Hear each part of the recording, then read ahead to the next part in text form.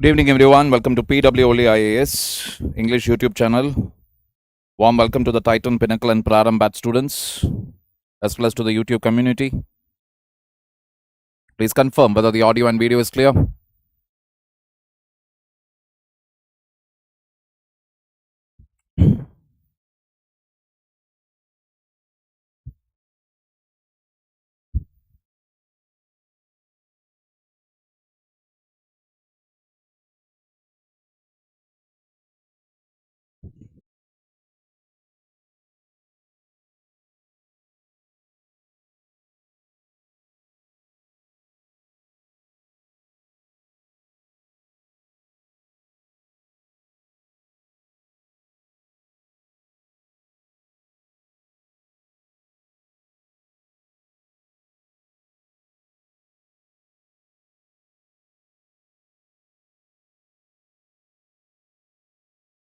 Good evening, Avishi, Komal, Debolina, Shravani, Evelyn, Nanda, Lok, Via Chaudhary, Sai Pujitavu, Nirupama, Sumit, Vasu. It's me, Amit Shetty, Kenisha. All right, people.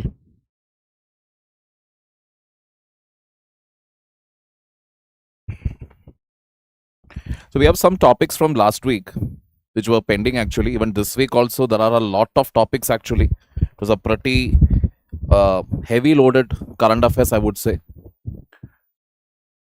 All right. So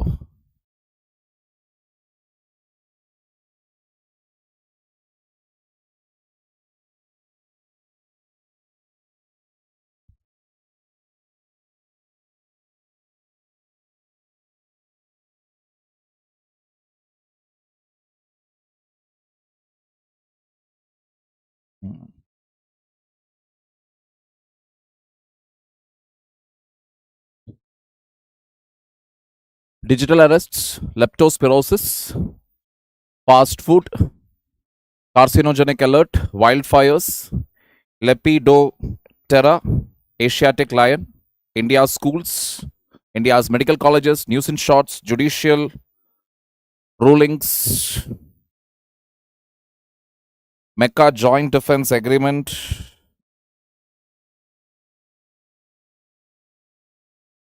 India, US, Russia, crude oil, LPG, and Indian exports, UPI free no more, Jantar Mantar protest, unconstitutional cash transfers. These are some of the topics that we will be seeing today.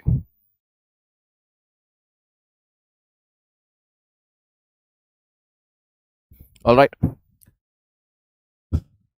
So let us take it up. Digital arrests. Now, this is actually a very old topic. Digital arrests, if you really see, this has been doing the rounds at least since the last 4-5 years, I would say. But yes, the number of incidents of it has been coming down. And the modus operandi is usual. That is, they will make a call and they will say there is a parcel in your name which has been seized by the Mumbai crime branch or Delhi crime branch. Now we will connect it to them. Then some gentleman in a fancy dress will come in a video call where there will be a very big Indian flag. You must never overdo things. A very big Indian flag will be there on next to his table, behind him. In the foreground or something, it will be there. Another small Indian flag will be there on the desk. And this guy will be overacting to the core where we have hereby going to digitally arrest you. Agar we have to know all your financial transactions. So for that reason, we will give you an account number. Into that account, you have to transfer all your money. Now, the interesting scenario here is that many people fall for this crap. Many people fall for this. Say, for example, now, there are various forms of this scams again.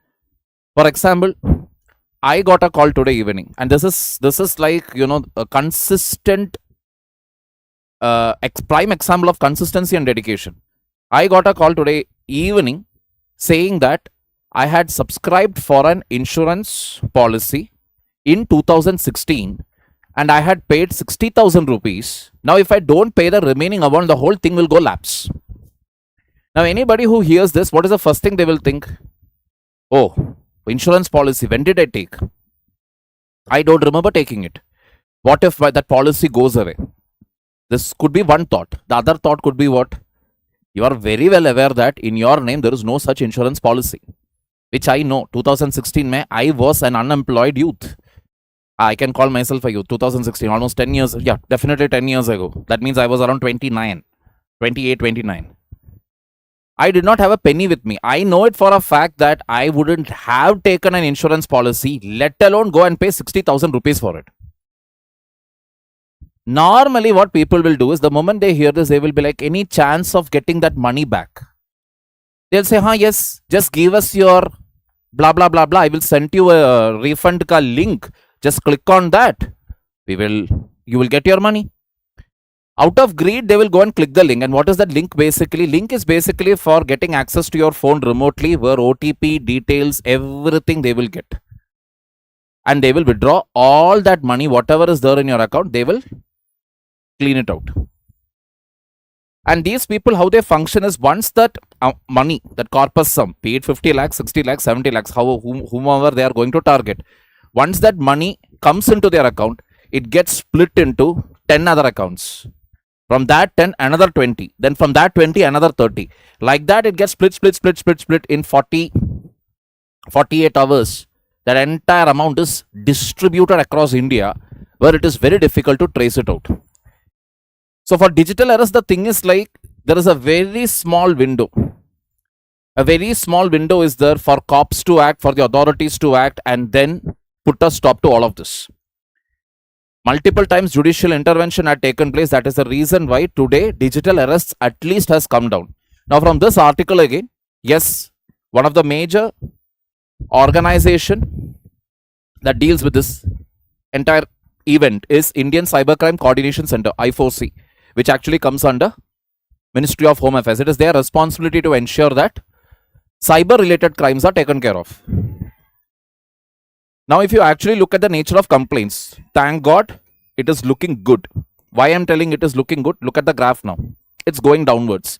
From the peak of 1,23,000, it came down to 58,249 and 16,377 up to June 30, 2026. So it's coming down. That is the advantage here. Clear? Moving further. States have been directed to notify cybercrime coordination centers and operationalize electronic zero FIR. What is electronic zero FIR? Zero FIR has been one of the major landmark changes that has come in Indian criminal justice system after the 3 new criminal laws were brought in. That is Bharatiya Nyaya Sanhita, Bharatiya Suraksha Sanhita, etc. Nagarik Suraksha Sanhita. So what is zero FIR means? If I, let us say, forget me, any person faces this issue, cybercrime issue, all they have to do is go to the nearest police station and report the crime. One of the headaches that was there in our country was, when you want to report a crime, you go to the nearest police station thinking that that is the police station. I have to go to the police station. When you go to the police station, what is the $1 million thing that the concerned officers will say over there? अरे ये हमारे इलाके में नहीं आएगा, ये वहां जाएगा, आपको जाना है, ये यहाँ पर नहीं लेगा हम ये केस नहीं लेता यहाँ. English version. This is not under our jurisdiction. You have to go to the other station or to go to that other department. There you have to go and file. The person who is a victim actually now needs to sort out where does the jurisdiction start, where does the jurisdiction end. Getting the point? Now that is not a necessity anymore. Supreme Court of India has basically said that operationalize E0 FIR for this. That is anywhere, any part of India you are in. Because this digital arrest can happen anytime, right? It is not necessary that while you are sitting at home only this scam occurred. This can occur while you were traveling or while you were on in another state. Correct?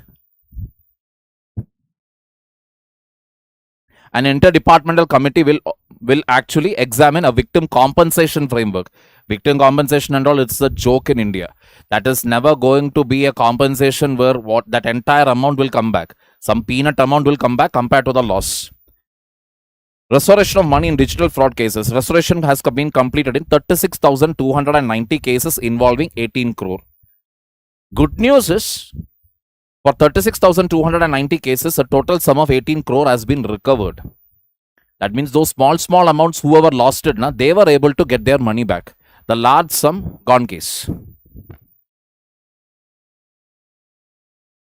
MuleHunter.ai detection system for identifying mule accounts being used in 20 plus banks. Mule accounts. What are these mule accounts? Mule simply means it's like a donkey carrier. It's just looks like a donkey only. Used to carry loads, used for transportation, etc. Mule accounts in a bank simply means those accounts are not meant for daily usage or monthly usage, nothing. They are not your salaried account. They are not like a savings account also. Their only purpose is just act as an intermediary. From main account, the money will come. That money will stay temporarily in this account. By next morning, that entire money, what was there in the mule account, that gets transferred to other accounts. Thanks to AI now, banking systems have also improvised. They are also now using AI now to identify such accounts, because transactions, you will be able to find it out. What human eye cannot detect, because obviously every bank has so many accounts, human eye won't be able to detect which is a mule account, which is a genuine account. Got the point here? But AI will clearly tell it to you. This is the pattern. When this money comes here, it is immediately withdrawn or it is immediately transferred to the next account. Got the point?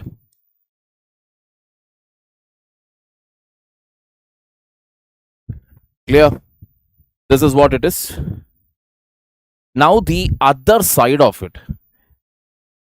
Now digital errors, when we say, please understand, is it that the crime is happening only inside India or the perpetrators of this crime are only based out of India? Actually, no. Again, 1 or 2 years ago, this was another internal security threat. That is, job offers used to come.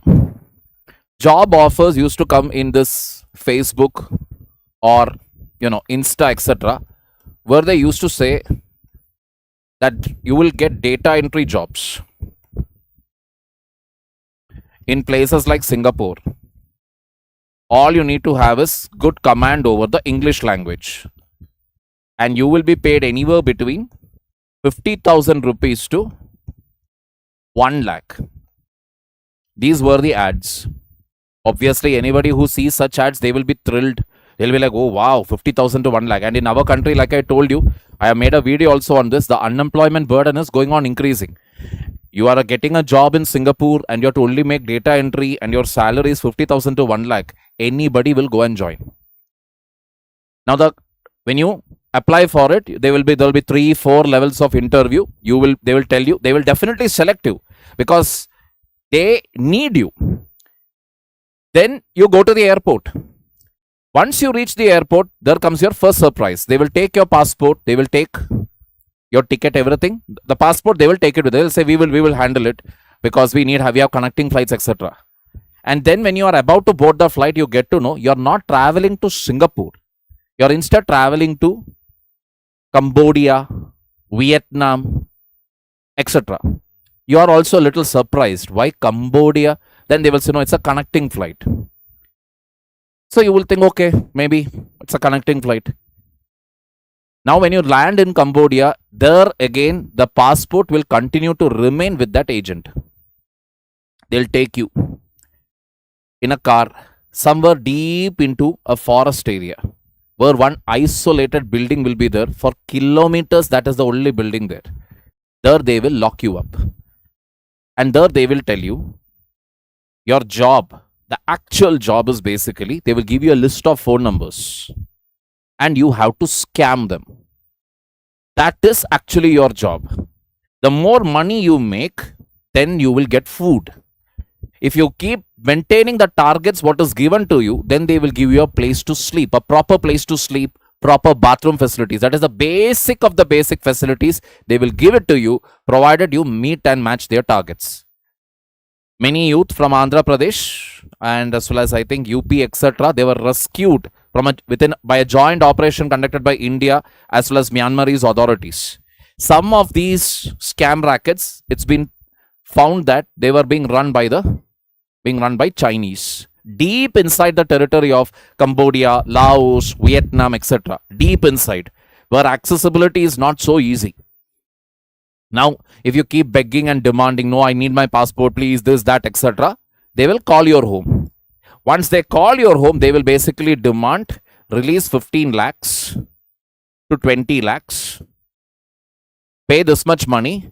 We will then give passport of your son and we will allow him to return back to India. This was their modus operandi. Now that again has come down, thankfully. Getting the point here.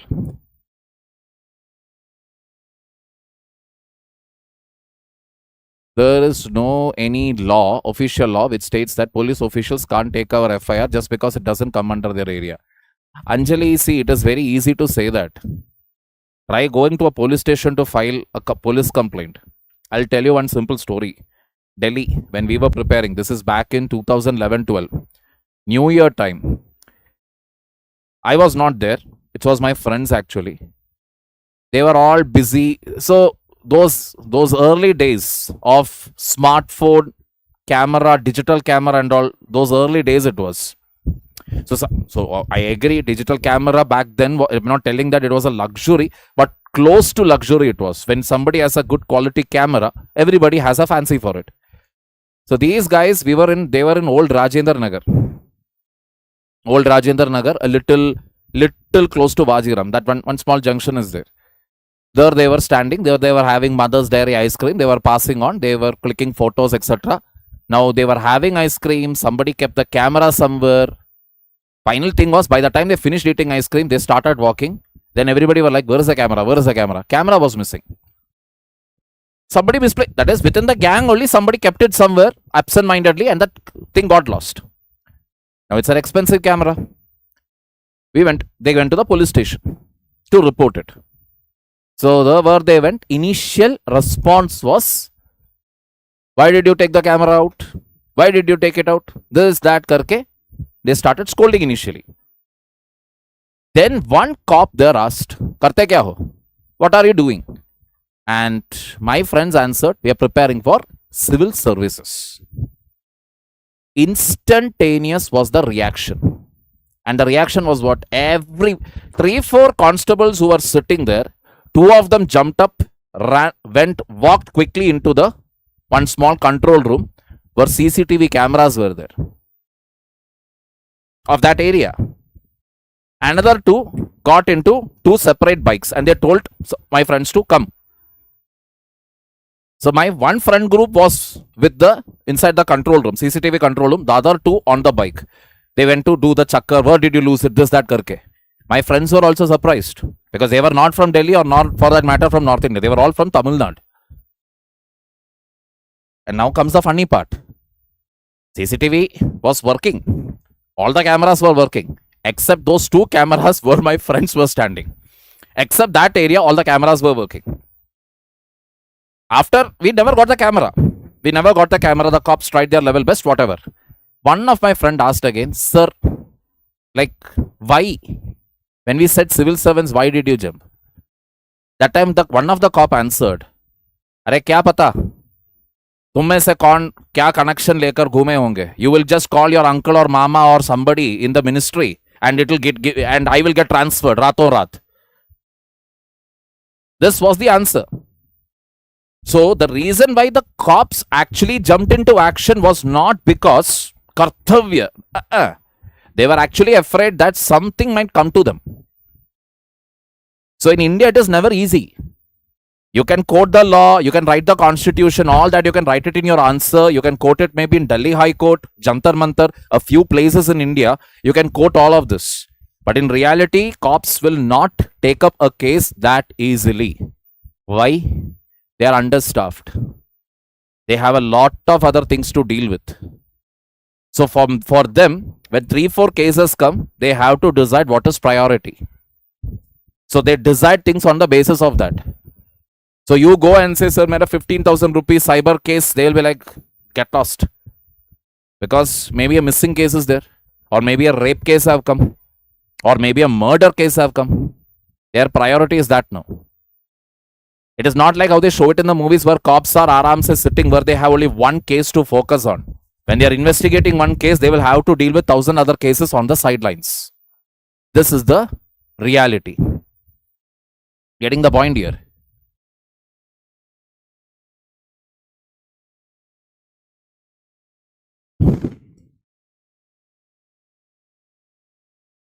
Leptospirosis. It is a zoonotic bacterial systemic disease caused by pathogenic Leptospira. It's a bacteria again. Leptospirosis has been reported in Kerala since 1989. It has remained endemic in Kerala for more than 3 decades. That means isolated to Kerala. Is the communicable disease with the highest mortality in Kerala. Leptospirosis caused 50 deaths in July 26 in Kerala. Heavy monsoon, frequent flood, year-round moisture and high humidity in Kerala provide favorable conditions for the survival of Leptospira bacteria in soil and water. Lakes, canals and other water bodies serve as environmental reservoirs for Leptospira bacteria. Rodents and other animals also act as reservoir hosts. Clear? Taking it further forward. Paddy cultivation, pineapple plantations, and canal cleaning increase occupational exposure to contaminated soil and water. Leptospira enters the human body through mucosal surfaces, abrasions, or broken skin. Mucosal surface means wherever mucus lining is there. That is, it can enter through your nose or through any other private part of your body also. National Center for Disease Control, leptospirosis is endemic in at least 12 other states in India.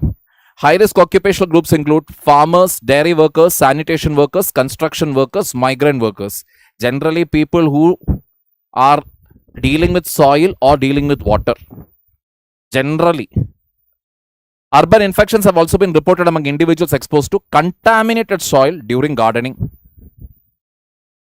Rodent infestation around roadside eateries increase the risk of soil contamination. Late diagnosis and rapid disease progression increase the risk of severe complications and mortality. Severe complications including pulmonary hemorrhage and multi-organ failure may develop within 4.5 to 5 days of illness. What?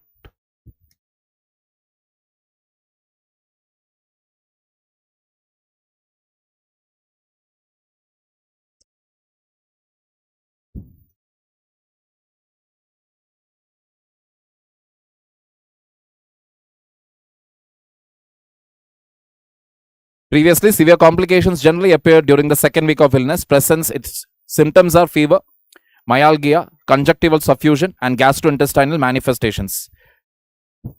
Clear, people? Any doubts here?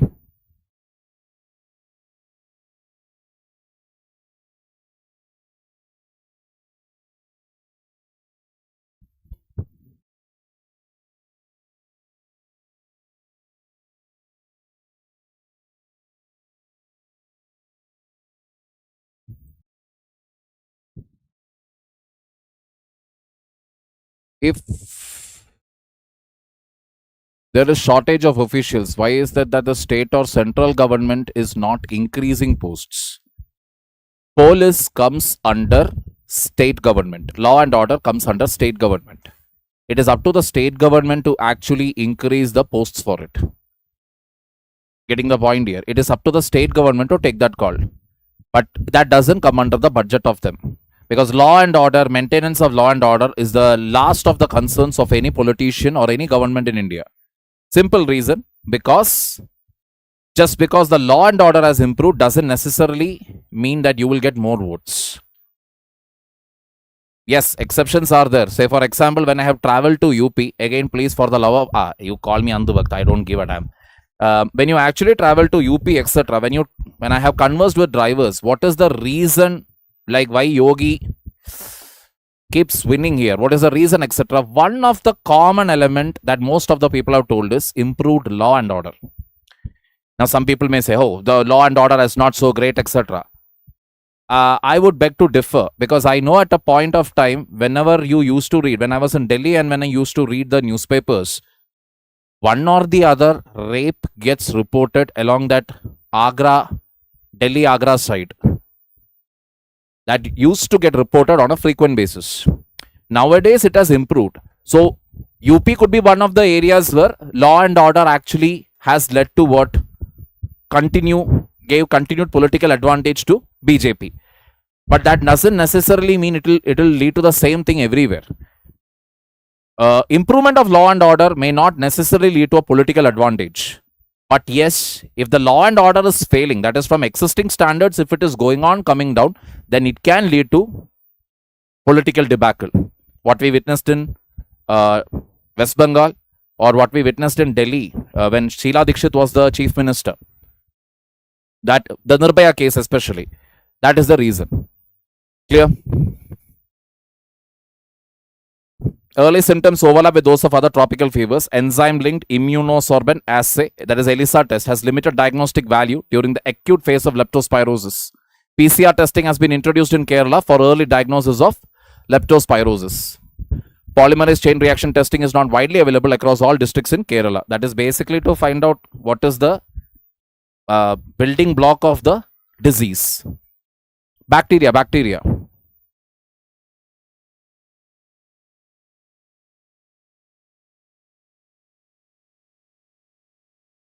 Correct?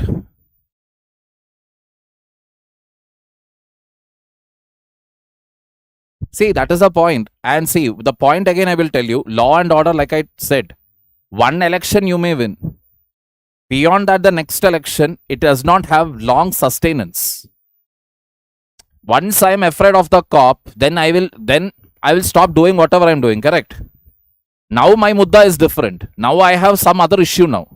So law and order is not something which will win you votes on a repeated basis. What wins you votes on a repeated basis in India? Caste, religion, freebies, subsidies. These four elements. Clear? Secondary care hospitals often lack continuous emergency care facilities and adequate human resources for managing severe leptospirosis. Kerala recommends doxycycline 200 mg twice weekly as chemoprophylaxis for high-risk groups. Early administration of doxycycline prevents the replication of leptospiral bacteria. Kerala's treatment protocol recommends early antibiotic therapy for high-risk patients presenting with fever and myalgia without respiratory symptoms. This myalgia basically means you will experience pain in your body. One of the major problem with this leptospirosis disease is that, see, fever, muscle pain. These things normally anybody will get. Generally, when you are having a viral fever also, you will feel joint pain, etc. And if you had, let us say, a case of loose motion, diarrhea, because you have lost your sodium, magnesium, etc., you will feel joint pain. So it is very difficult to diagnose this disease at the right time. But fever is there, joint pain is there, along with that this red eye, conjunctivitis, yellow eye, red eye coloring, etc. is there. Then that's a sure shot case for what? Testing for leptospirosis disease. Arey Baba, antibiotic, bacteria. Now you are asking it is virus. Are you serious right now?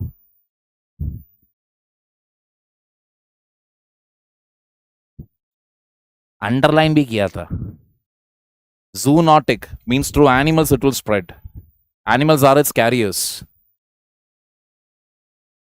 Targeted prevention strategies, strengthening risk communication, providing gum boots and heavy duty gloves. That is those boots which you wear, thick rubber boots which comes till your knee, and then complete gloves. With that only you are supposed to work. But if you provide it to the people, our migrant laborers, etc., they'll be like, "Ye kya re?" They will throw it away and they will start working with their hand only. Even if you tell them, no, you have to work with gloves, you have to work with boots, they won't listen. Getting the point here? So that is what it is. Fast food, this is repeatedly coming. There is no dearth to this type of news articles. But let us see again. 133 countries introduced or increased health taxes since 2017. Global shift towards healthier choices. Colombia leads with a strong junk food law. Colombia implemented a junk food law in 2023. Additional tax on packaged foods, 10% tax on 2023, 15% in 24, 25%, 20% tax in 25. I also would suggest the government to do the same thing.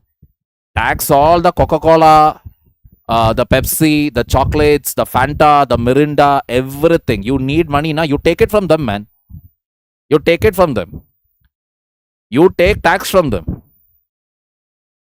Ensure that they are being taxed. Whoever is selling a food which is on the higher side of the calorie, which is having high level of chemicals, you charge it from them. Why you want to put pressure only on the consumers? Put pressure on those idiots who are selling unhealthy food. And let the price of these products increase. Automatically what will happen? People will stop buying it. Because India is a paradox where on one side people are dying out of hunger. There is 81 crore people are there who are dependent on government of India for their food ration under National Food Security Mission. On the other side, we are at least having 30 crore people, 30 to 40 crore people who are facing obesity, cardiovascular diseases, hypertension, diabetes, and other associated issues. Getting the point here. So, India is managing the twin burden. One is macronutrient deficiency, that is not having carbohydrates, proteins, etc. The other is what? Micronutrient deficiency, not having fiber in the diet. SCST Supreme Court's judgment. Manoj, one video I have made it already. Maybe today or not today, maybe tomorrow or something. That video should be coming out. I have already made a video on that, a full-fledged video. It's around 1 hour. So that topic will be covered there.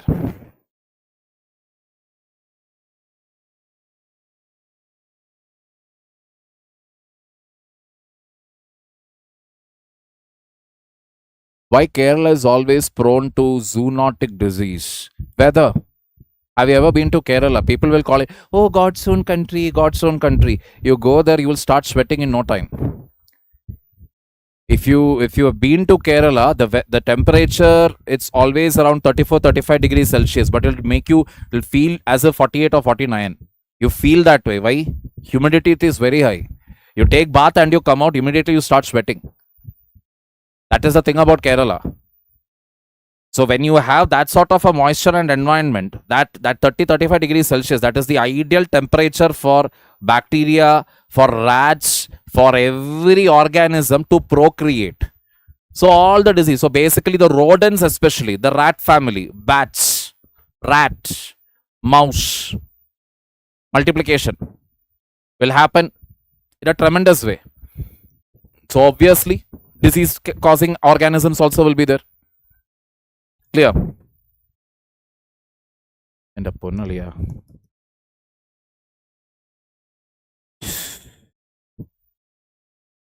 What am I supposed to do with this?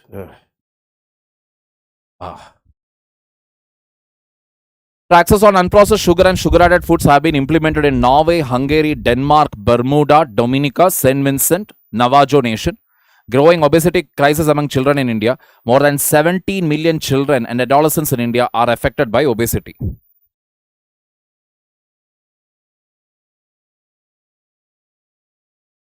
That number could exceed 27 million children and adolescents affected by obesity in India. So this is around 2.7 crore. That is the point. Clear?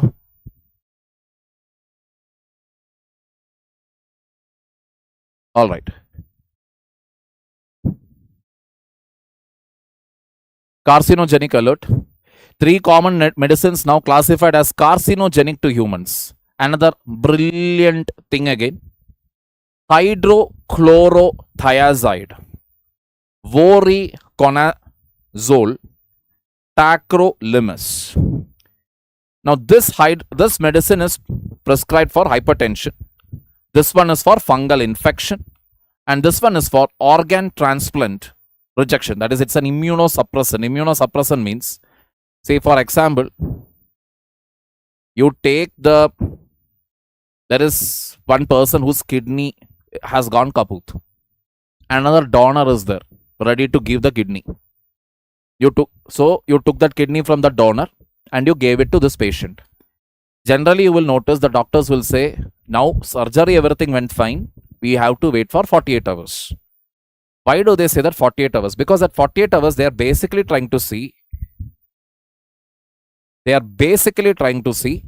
whether the body will accept this new kidney or not. Because we all have something called as immunity. And what is this immunity's main job? Immunity's main job is anything that is foreign to the human body, attack it. Bacteria comes, virus comes, any other pathogen comes, attack it immediately. Now sometimes what happens is, this body's immunity will see this new kidney as what? This is a new kidney. This is it will not see it as kidney. It will only see it, this is a foreign object. I should attack it. Body's own immunity will start attacking the kidney. So, During such organ transplant surgery, what they will do is they will give a dose of tacrolimus. Why? Temporarily to suppress the immunity, so that the kidney starts functioning, etc. Everything becomes normal, and then once everything is normal, then slowly that time period also will get over. That drugs effect will get worn off, immunity comes back, everything will go back to normal again. Clear? Now, what is the problem here?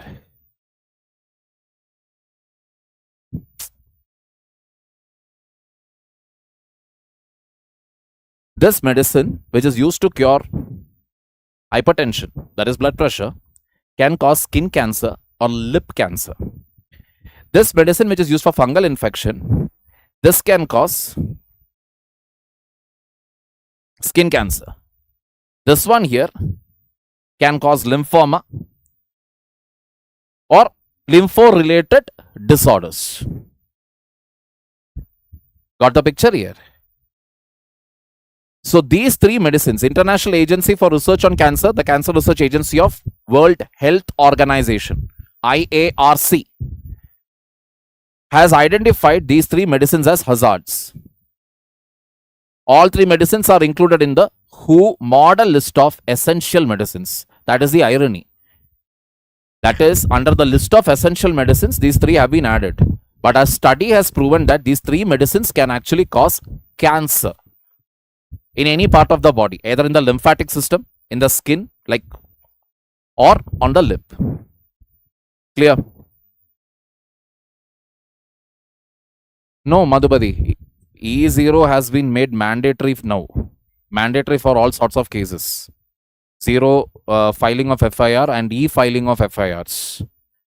What the Supreme Court has directed is make it mandatory even for cyber crimes, so that it is not at all going to be a a headache for the people to file or lodge a complaint. It is not about prolonged use, it is about the side effect. See, every drug has a side effect. Now these drugs have been found to have this side effect.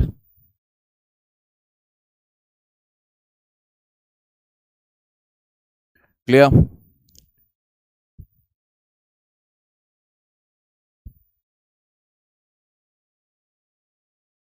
Himanshu Raj, I love you. Wonderful. Can carcinogenic substances be completely avoided? See, cancer risk, when you say, that means it has a risk of causing cancer. So you have to take it only with limitation. For example, now kurkure, Lays. The Lays, the kurkure, etc., what is there in India, it is highly different from the Lays, kurkure, etc., what you get abroad. I don't know whether you have kurkure in Europe, but yeah, whatever. So especially the Cheetos, etc. Why? Because the food grade standards, what is there in Europe, and the food grade standards, what is there in India, totally two different things. India's food grade standards are substantially low. Outside, it is very, very high. Whatever we consider normal here, Europeans won't eat it, Americans won't eat it. They will reject it outrightly.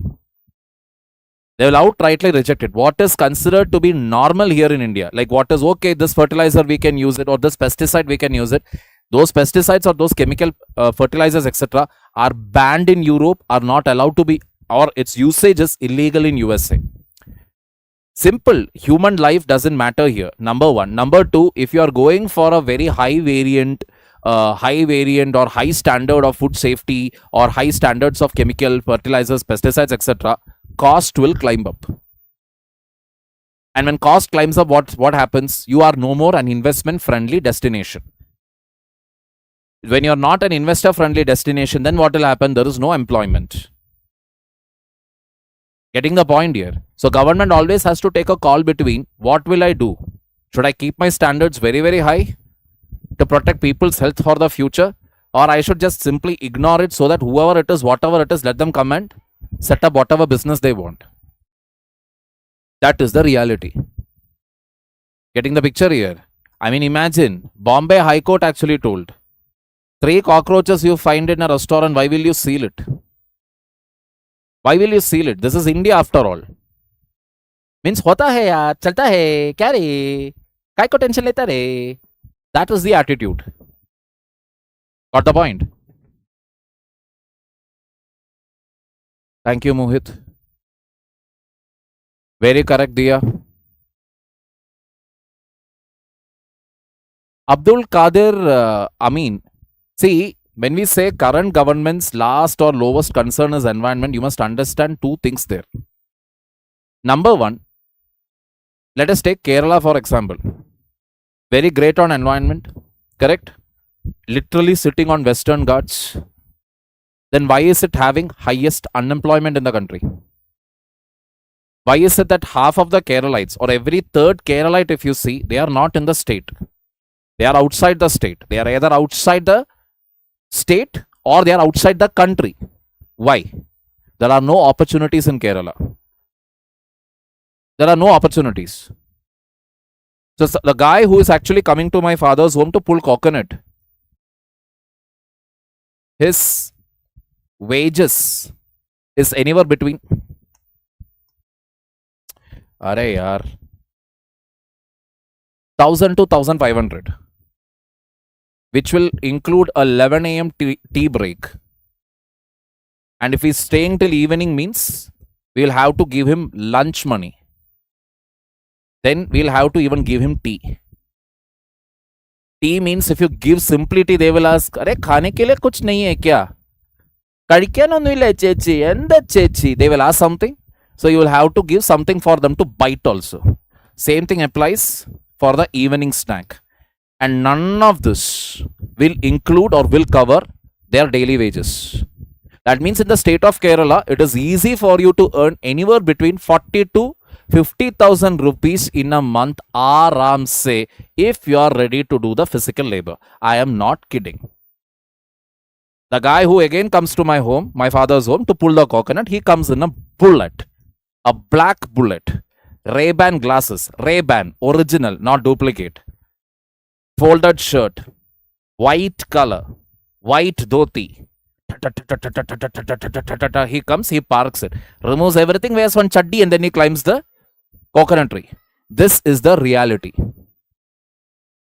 So in Kerala, actually, if you want to live there, stay permanently, you need to have liquid money with you to even survive there, to enjoy the so-called greenery. Now, if I give you two options, that is, I will give you a very green environment, no job, or I am ready to give you a job, but your environment may go for a toss. Which one will you choose? This is the $1 million question that needs to be addressed. As rightfully said, even by the Supreme Court, people want development also, people want environment also. Both are not possible. You will have to let go of something to get something. That is the point here. Getting the point here. Lacks manufacturing sector in Kerala to protect environment. See, not just that, anything you want to set it up in Kerala, right? The geography simply doesn't allow. The state literally sits on Western Ghats. You travel from north, south, east, west, by plane, by ship, by train, by car, in any which way. You don't have to see a signboard to know that you have entered Kerala. Why? Greenery. You travel to Tamil Nadu, Karnataka, Andhra, Maharashtra, all that northwards you go. You will, when you're traveling in train especially, you will see empty stretch of land where not even one blade of grass is there. In Kerala, if you're able to see one coconut tree nearby that area, within 1 kilometer, you're going to find a house. If you find a house within 600 or 700 meters of that, you will find one tea shop. This is guaranteed. So where are you going to set up? 100 acre, 200 acre is required to set up any industry or any factory. And that simply means 100 acre or 200 acres of trees you will have to chop off. How is it possible? Greenery is only good when you have money with you. Without money, greenery is for what? What will you do with the greenery? When you are going to die of hunger, we look at, oh wow, at least I am dying in a clean and a great environment. And then you will die or what? Got the picture here? It is easy to say, environment. Counter logic is, okay, you want to die poor with lush greenery, or do you want to have a decent standard of living? That's the call here. It is never easy. Getting the picture? Wildfires. Now in Europe, wildfires have been on the higher side. Correct. Year on year, it is happening. Why is it so? Definitely, it is to do with climate change. Now, what is the most important point you have to understand here? See, climate change, what has it done to Europe? Obviously, unpredictable rainfall. Rainfall means it is not this romantic, nice rainfall what used to be there in Europe like maybe 10 or 15 years ago. Nowadays, it is just like our country. If it rains, it pours. It's like torrential rain where, cloudburst type of rain within 48 hours, 72 hours. There is such intense rain that even the people are like, what the hell happened? Now, what happens because of this rain? Well, rain is there, sufficient water is there, mud, etc. gets soaked royally well. Trees grow, plants grow. Correct? They'll grow. Then comes the intense summer. During intense summer, what happens? Definitely water quantity reduces. Summer is so intense. Now we have seen, you would have seen probably the videos and images of plastic, traffic lights, etc. melting away. Correct? People going and sitting inside the fountain because it's so hot, they are unable to bear it. But Indians here, even at 50 degrees Celsius, chai peene chale? Arey chalte hai. It will be so hot, but still we will have a cup of tea. Anyway, so in Europe, when this intense heat was there, now already I told you, intense rain comes, plants, everything grows. Now intense heat it is. Now intense heat se kya hoga? All those lush greenery now, they become dry. They get dried up. They turn into this brown color. They are just totally parched, totally dry. Now what happens? They are ready to get burned. Correct? Totally it is dry, totally brown in color. Not an ounce of water is present in it. Little bit of temperature is enough. Any spark from somewhere, fire will start. And it is very difficult to control it.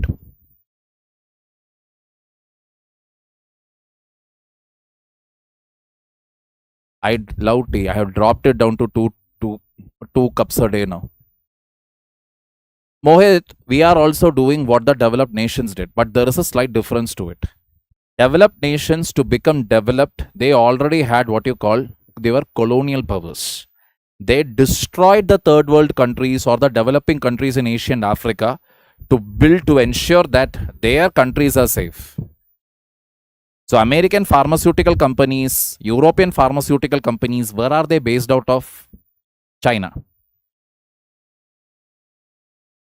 Nike, Adidas, etc. Where are they based out of? Bangladesh, Vietnam, etc. Getting the point? They bleed Africa and Asian countries to keep their economy clean, their streets clean, everything clean and hunky-dory. And then they will give us a lecture. This is the reality. Clear, people?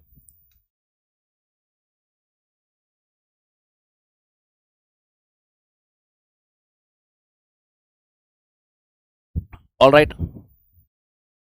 91,209 hectares destroyed by wildfires.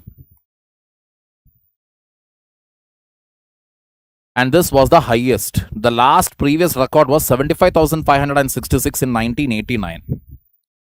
42,000 hectares of pine forest, 240 homes, smoke spread up to 400 kilometers. More than 2.2 lakh people were temporarily relocated. France and Spain are the most affected European countries. Wildlife fires continue to threaten communities, forests, and the environment across Europe. Cumulative carbon emissions from 2026 wildfires reached 300 kilotons of carbon. Wildlife carbon emissions, 2003 it was 180, 2022 it is 220, 2026 it is 300 kilotons. Clear? This is where we are there.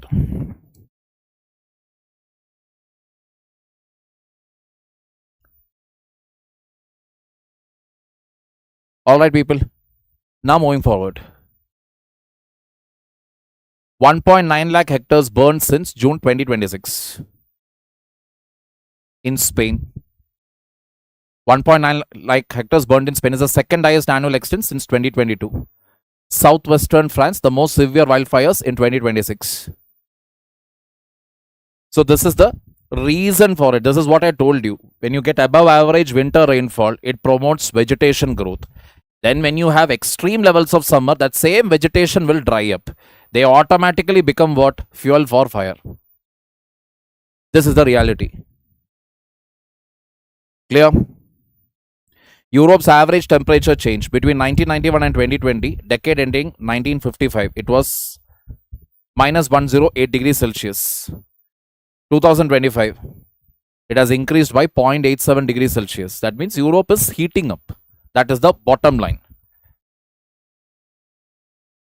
Europe warmed faster than Asia, North America, Africa, and the global average, with only the Arctic warming faster.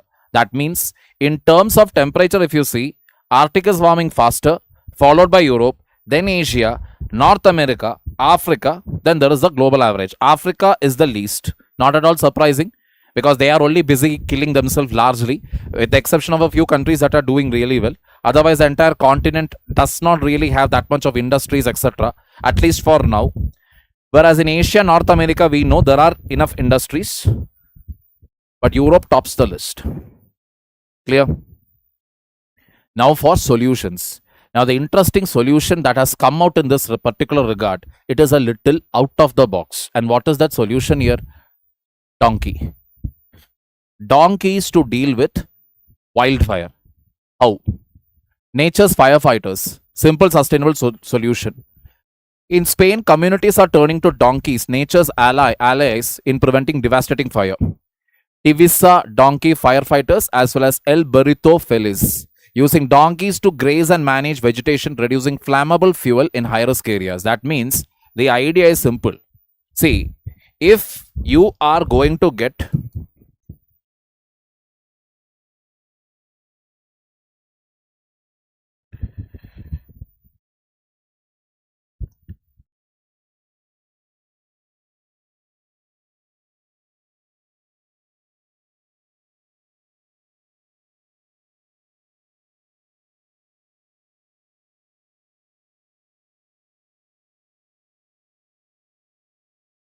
fire is spreading, and this is very large area.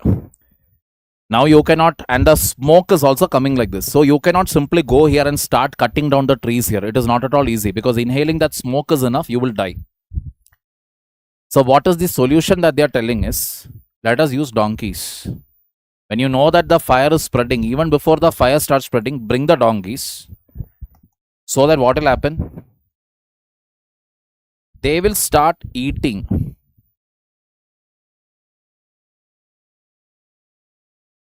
They will start eating the vegetation there. So once this vegetation is cut off, it is eaten by the donkeys. There is nothing to burn.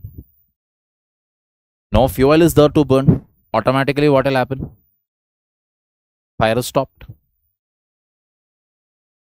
This is one way, sustainable way. Another way of dealing with it is, when you know that the fire is spreading, what generally the forest, like firefighters, etc., forest officials will do is, they themselves will come and burn this region off. They'll burn this off. Fire is spreading. No, nothing is there to catch fire here. Fire will automatically get contained. These are some of the measures, but see, these are all temporary. Long term, what it is, temperatures has to be reduced. That is the only solution to this.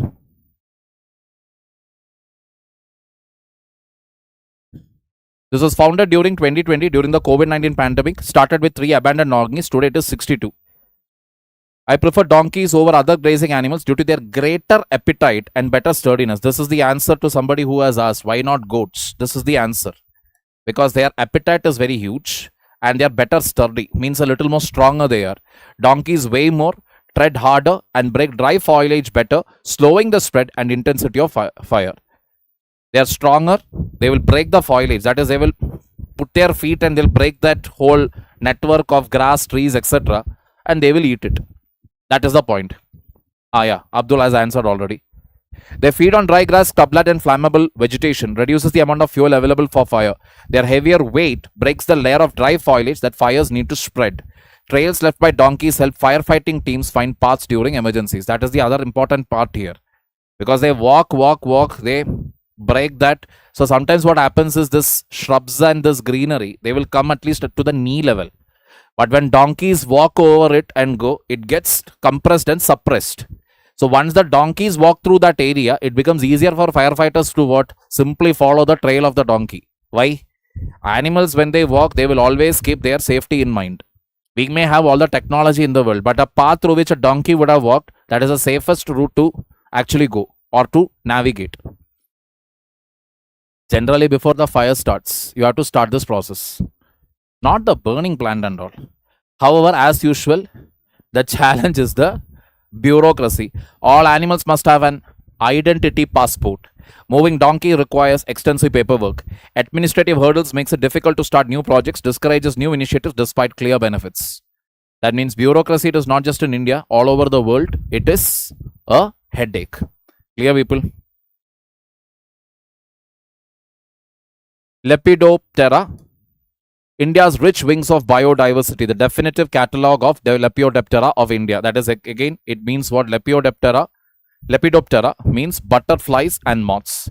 India is home to 13,703 species, accounts for 8.25% of the world's Lepidoptera species, published by the Zoological Survey of India under Zootaxa. These are the families, moths, building knowledge, ecological, this thing, etc. etc. Moths are nocturnal pollinators. Nocturnal means nighttime. All right. I live in England. Here they are managing well. You are in England and you're watching this current affairs. Wow. What a combination. With Belgian chocolate ice cream, desi ghee. Nice.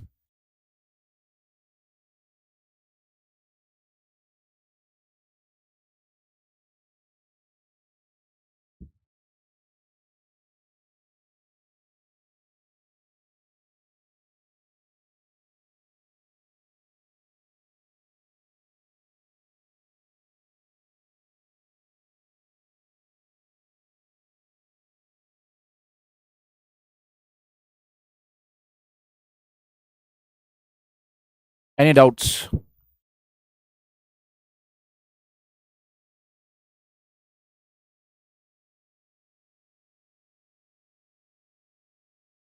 Mohit, that is not my point. Somebody sitting in England watching my current affair class. That is what I meant. It was a sarcasm.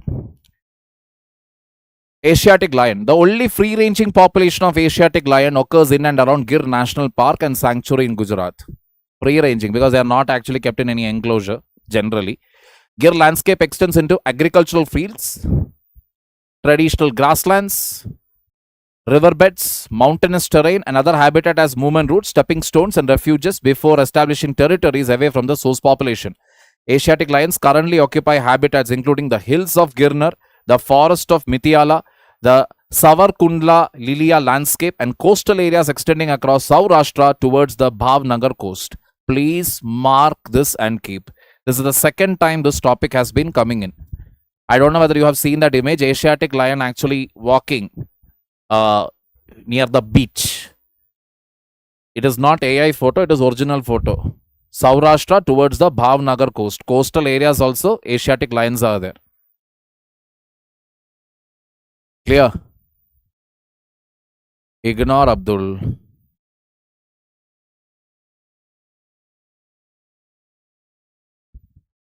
Approximately 50 lions inhabit the coastal habitats of Jafrabad Taluka, which are connected to the larger lion population through Babarkot. The Gujarat Forest Department's 2025 lion population estimation identifies Jafrabad coastal sector as Satellite 4, one of 9 recognized satellite lion populations in Gujarat. General points these are, you may go through it. Coming to the next topic, that is India's schools. Any questions, any doubts here?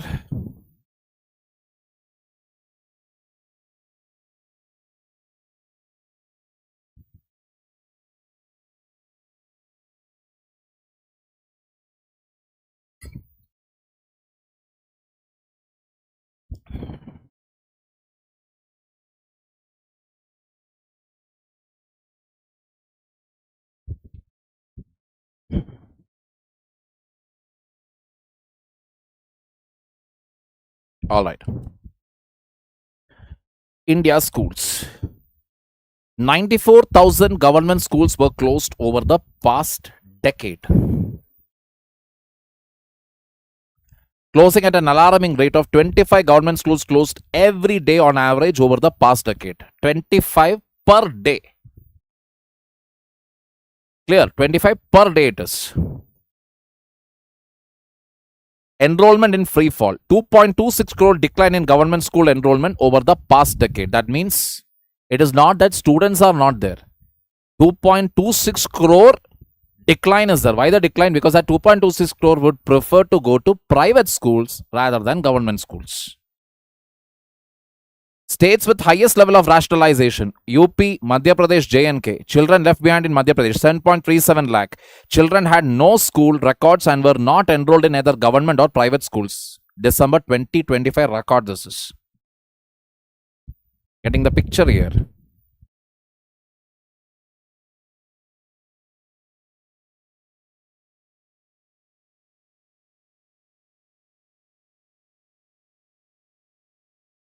See, it is not about Australia being hot or not. That is different story. We are talking about the impact of climate change. That is the point here. Impact. Shrinking share of government schools. Share of government schools in total enrollment from 71%, it has come down to 49.24%. Across 55 districts of Madhya Pradesh, more than 3,500 government schools recorded zero new admissions during the academic session. 6,500 government schools recorded fewer than 10 admissions during the academic session. 11.38 lakh children were classified under the drop box category. In Madhya Pradesh, 1.23 lakh were recorded as school dropouts.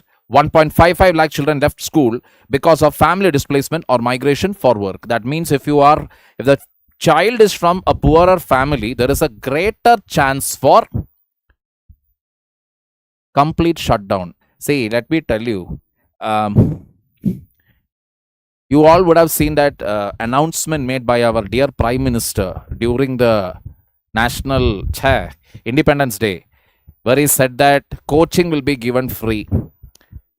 Digitally, everything will be given free. So somebody had posted that video in Insta, and I basically said, yeah, if it is going to run at the same rate or the same quality of government schools and colleges, it will be a huge success. Immediately, supporters of the government, what we generally call the Andhbhakts, they started abusing me left and right. Some even called me Naxal also. You are an urban Naxal, etc. Karke. And one of the lame logic what they gave was, the schools are not getting shut down, they are getting merged. And that is why this is happening. Arey bhai, when will a school get merged? Do you have any idea? A school gets merged when it has very less number of students. It becomes very expensive for the state government to run that school because students are very less and you have too many teachers. Now what do? You merge the schools. Getting the point? You merge two schools which are underperforming. You merge it just so that you can save on your money. That's the bottom line.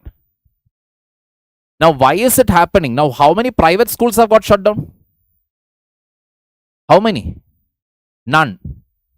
In fact, all the private schools, if you see, are actually making profit over profit. Correct? For basically teaching A for apple, B for ball, C for cat in LKG, they are charging 1.5 lakh, 2 lakh as fees.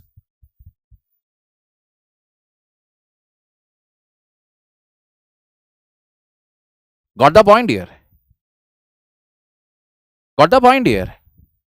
Why is that the government is not passing a law telling that you shouldn't charge more than this money, private school shouldn't charge more than this money in as fees, or parents should be given the freedom to get the uniform from outside or get the books from outside?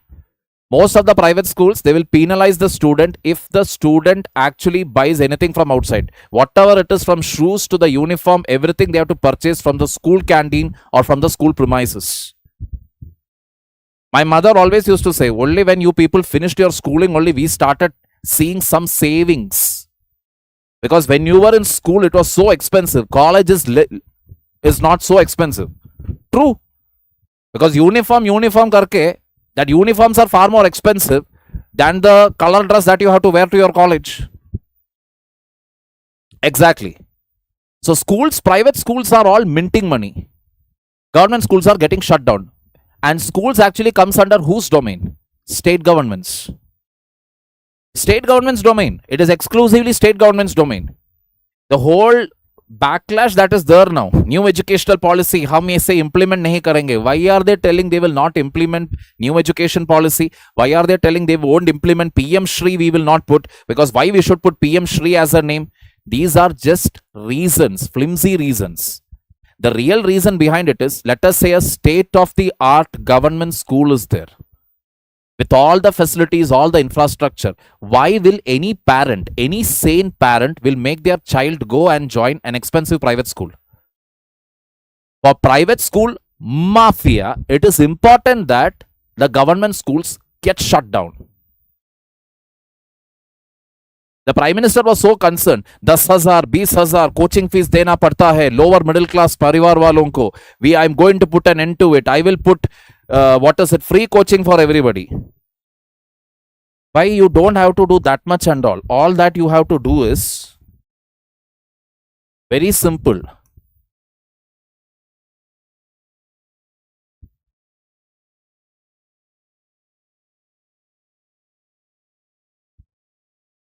Run the government schools properly. End of the story. If it is an English teacher, you get a qualified English teacher there. If it is a Hindi teacher, you get a qualified Hindi teacher there. It's a chemistry teacher, qualified chemistry teacher there. You get all the necessary faculties, everything over there. Automatically, what will happen? The schools will run properly. When the schools run properly, who needs coaching? Or who needs tuitions?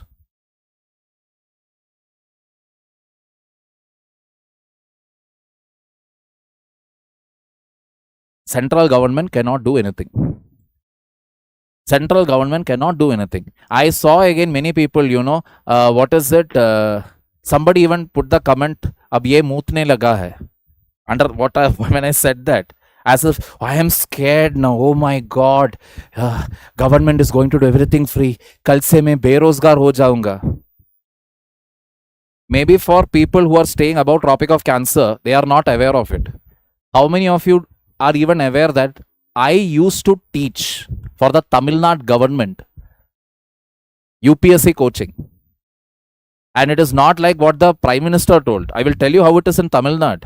You write an entrance exam, and if you clear it, you get hostel facilities, food, coaching, entire thing free. FREE. I am not kidding.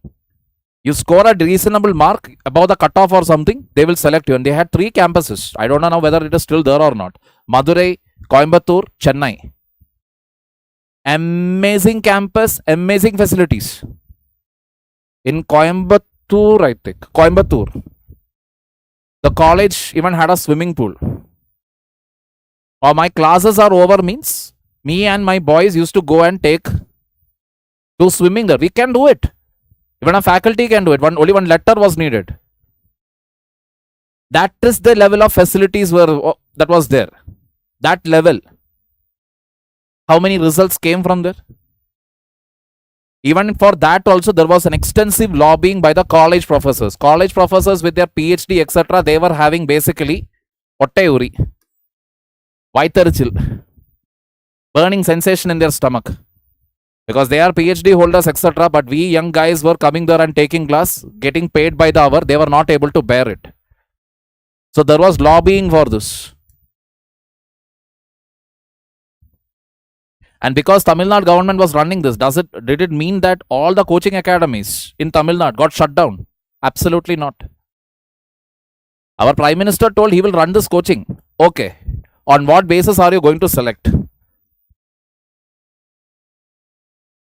Will there be reservation for that also?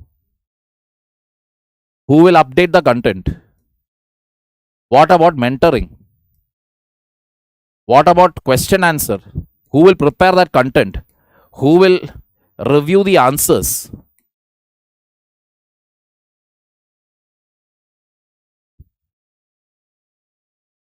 How are they going to do all of this?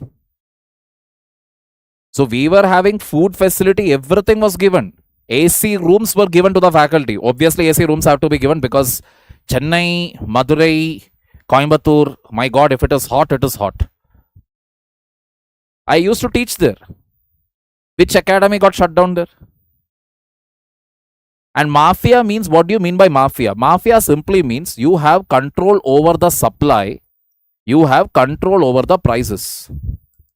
Whether you like it or not, if you don't like my class, what is the advantage for you? You can immediately ask for a refund, you can collect that money, you can go and join the next academy. That is the new law.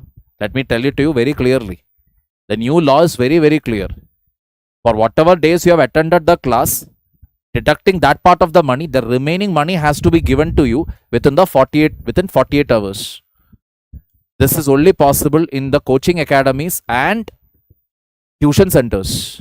It is not possible inside a school. It is not possible inside a college. In fact, the only thing that is running purely on merit basis, purely on the basis of demand and supply, it is the coaching academy. GS Core got shut down. Why? People are not joining it. Vision IAS is about to shut down. Why? People are not joining it. They are finding other places to be better. They are going and joining there. Simple. How many private schools got shut down? How many private colleges got shut down? Got the logic here? So for all those private true mafias who are running the schools especially, for them it is important that government schools should never have any quality whatsoever. No, not anybody can go and write Tamil Nadu exam. It is for the people who are inside Tamil Nadu. You should have a residence there. Getting the point here? So these things are already there in state of Kerala also it is there. State of Kerala will go one more step higher. If you get selection for the UPSC interview, your up and down air ticket, your stay in Kerala House. Kerala House means it is a place where MPs and MLAs come and stay when they have to, when they have some work, official work. That is the place where they come and stay. My one very good thing that one lifetime experience what I got was staying in Kerala House for 3-4 days till my interview, my medical checkup, everything got over. Breakfast, lunch, dinner, up and down air ticket. That time my Tamil Nadu friends were telling, hey, how is it free? You will have to pay the money later. I was like, no. They said it is free only. Later, finally, one bill came. Some in 5-digit figure it came. Because obviously morning, afternoon, evening, AC room, all that. I was like panicking. I was like, my God, I don't have any money with me. How will I pay? I was nervously, I looked at that guy. He said, sir, just sign it. I was like, okay, I signed it. This is it. This, we will submit, we will get the money from there. Then I understood. No money. They were just asking me to sign it because this was the bill. Whatever tea I drank, whatever, snack I had, every last penny taken care by the Kerala government. Up and down, travel, everything. Not 1 rupee I spent from my pocket. So all these facilities are already there. For somebody who has never experienced any of it, when they hear such things from the Prime Minister, they'll think, oh my God, this is groundbreaking. Nothing. For Keralites and Tamilians will be like, we have heard of this before also. Aage bol. Getting the point here. Bottom line is, until and unless you don't run the schools properly in this country, tuition centers will be there, coaching academies will be there. It is as simple as that. Yeah. Please read the current affair news, people, occasionally at least. 7.5 lakh children were not reached by the School Chale Hum and Home Contact Campaign program. That is in Madhya Pradesh again.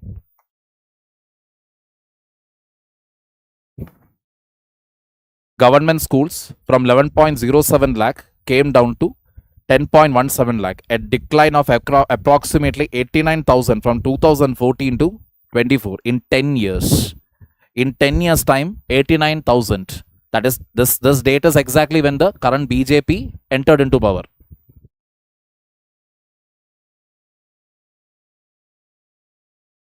Clear? So this is almost like 8,900 schools are 8,900 schools getting shut down per year. Private schools, 2.88 lakh to 3.31 lakh. 43,000 schools have increased. That means annually, per year, 4,300. Getting the point here?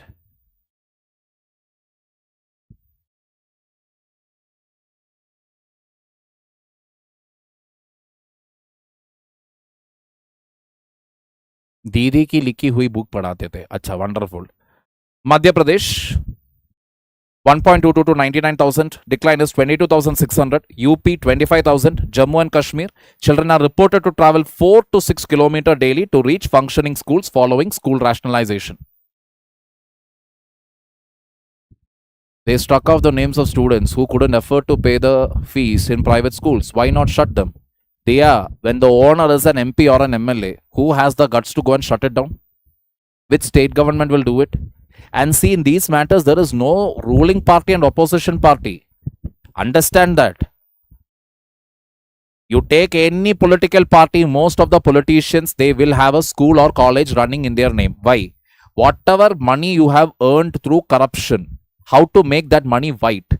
The best way, there are two best industries for this purpose. One is to start hotel industry, but hotel industry, again, your hotel service should be very good, your food should be very good. There are so many clearances that you need, whereas for A for apple, B for ball, C for cat, what do you need? What actually do you need? You need some space, some CCTV camera, enough. You can start a school immediately. Less clearances you require for it. And once you start slow, that is from LKG, UKG, first standard, second standard, then later you can push for third, fourth, fifth, sixth, seventh, eighth, ninth, 10th, 11th, 12th. Expand it. Keep on expanding it. Meanwhile, all your black money is getting converted to white. No government, no state government will have any guts to actually go and take action against private schools. Take it from me. Now, Delhi, it is BJP government. Center also, it is BJP government. Correct?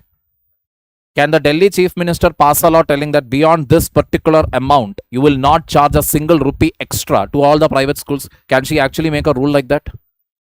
Does she have the guts to do it? She won't. Even if they do it also, even if they do it, I'll be the most happiest person on planet Earth.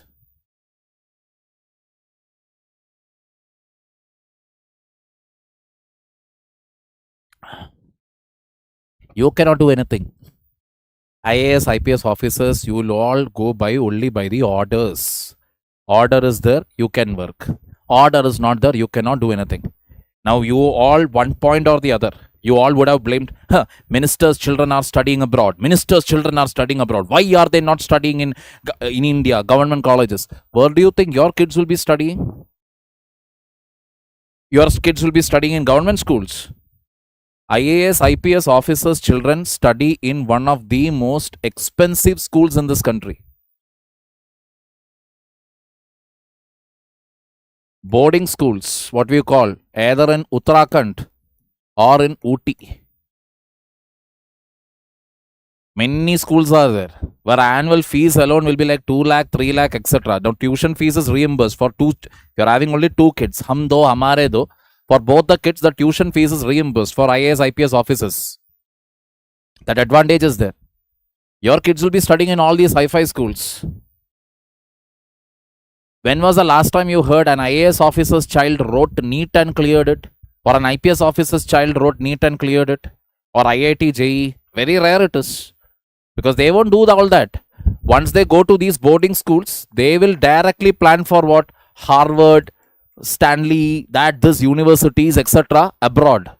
So you don't worry. Now you're blaming, right? Nirmala Sitharaman's child is abroad. Shaya Shankar's is abroad. Where are your kids going to end up once you crack the service? They are also going to end up abroad only.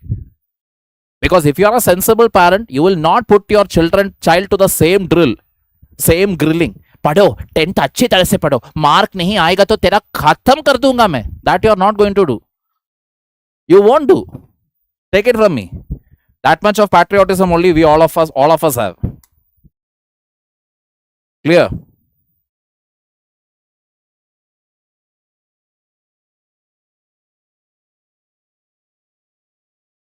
See, Vijay is trying to improve the conditions of schools over there. That I am not at all denying. But we will have to wait and watch to what extent he is going to be successful in it. He cannot make all these changes one single day because he knows, at least he's intelligent enough to know that he shouldn't hurt everybody together. Because enemy's enemy will become your best friend. So Vijay is very aware of that. So he is only doing what bit by bit, he is bringing up reforms. That is the point. Clear? This is the point. India's medical colleges again. Seats have nearly tripled in 12 years. Growth through private institutions and new government colleges attached to district hospitals. Private institutions now account for more than 50% of all the MBBS seats. 10,000 new seats added this year. 79% are in private institutions. Like I told you, the mess just keeps becoming messier and messier. More and more people again are entering into what? Setting up private medical colleges. And this year, 10,000 seats that has been added, in that 79% came from private medical colleges. And that is also the reason why there is such huge demand for this NEET exam. Because simply cracking NEET is not enough. You need to get into government college.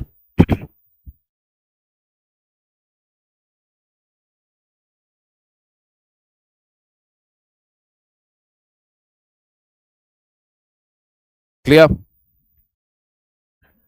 Private institutions concentrated in tier 1 and tier 2 cities in prosperous states, obviously. Contrast with greater shortage of healthcare providers in rural areas. Why will anybody go to rural area? Rural area job opportunities are less, people are having lesser money. Why will I set up a private college in those places? Interestingly enough, people who crack their NEET, okay, they crack their NEET, etc., they finish their this thing, they have something called as compulsory rural posting, which many of them don't want to take. Many of them don't want to take. They are like, no. One batch of very intelligent people even went to the Supreme Court to file a petition telling that don't compel us to go and serve in rural area. Court was like, Supreme Court basically asked, from where did you even get the guts to come up with such a petition? You studied in government college. You got a subsidized fee. Taxpayers paid for your college education, everything. Now you are being asked to serve in the rural area and you are denying it. Got the point here?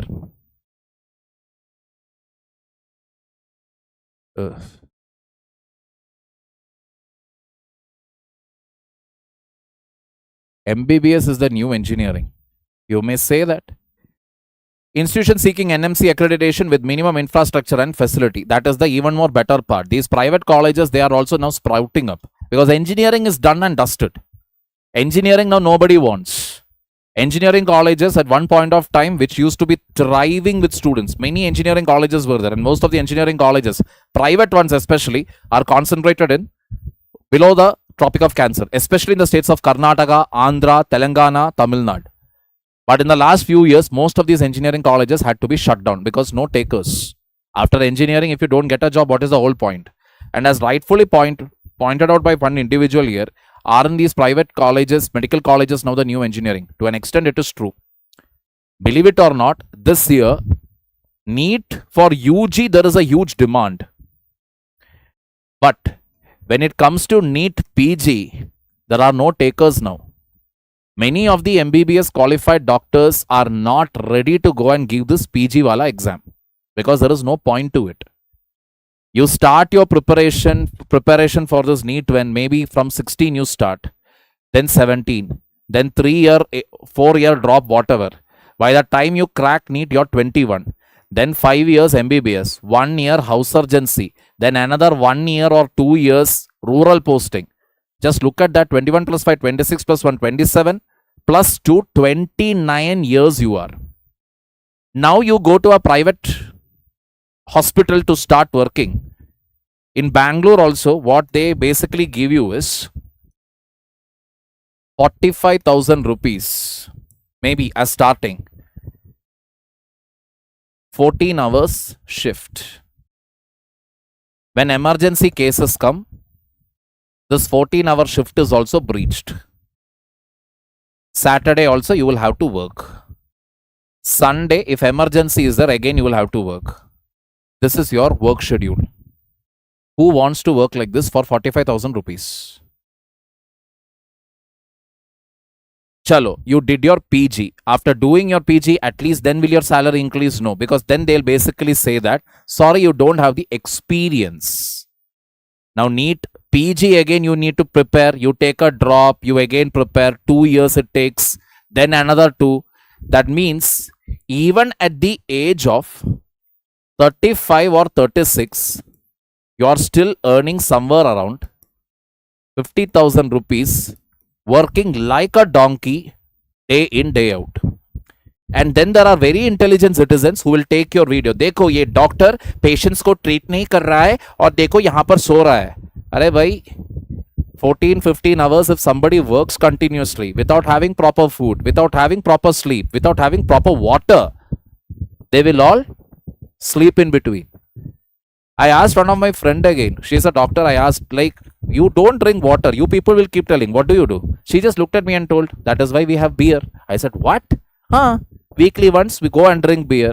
Compensate for it. I was like, this is absurd. She said, I know. That is why you are never going, very rarely, I'm not going to say never, very rarely you're going to find a very fit and a health conscious doctor. Majority of them will be into smoking, drinking, or eating junk food. Why? Because they are seeing death around them. They know they are not valued at all. That is their life. Got the point here?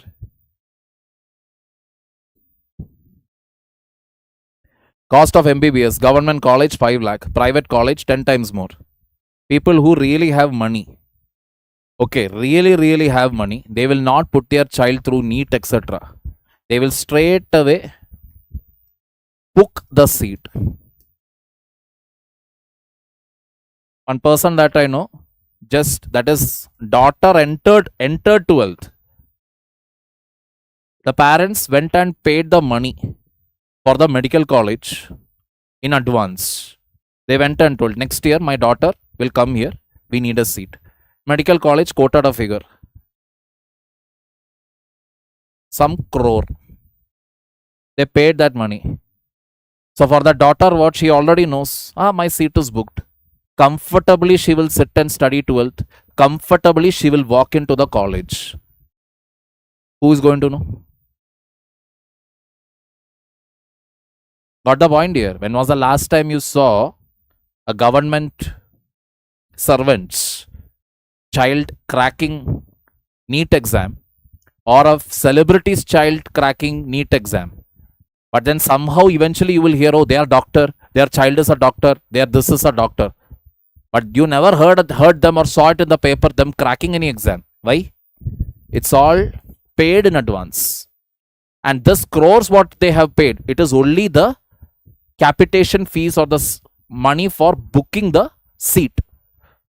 The remaining fees, etc., for 5 years, that is separate.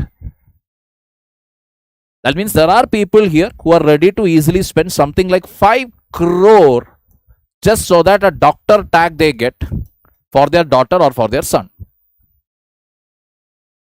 This is the bottom line. Yeah, in India only.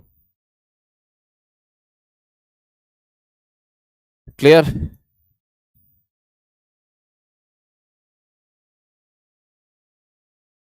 Short news, I will take it up. Before that, any questions, people?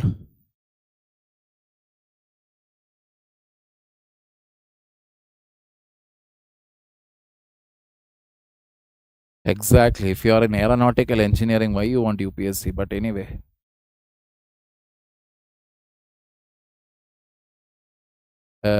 I don't think so, Mangalam. Private college, not all the seats are there. Only 50% of the seats. There is management quota, right? Private colleges. Management quota is there.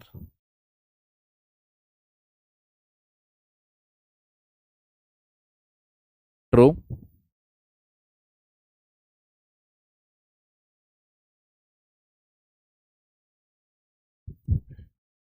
Short news, I will take it up. Judicial rulings also, I'll take it up. Let us take up an international affairs topic now. Mecca.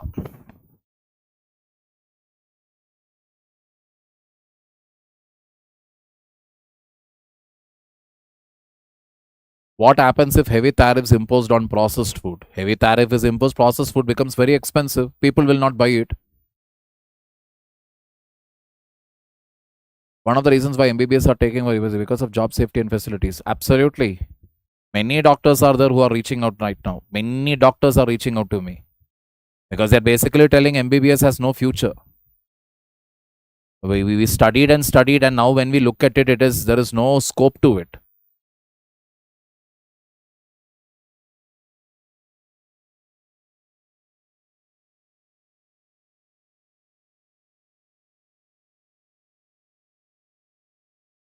There is no reimbursement.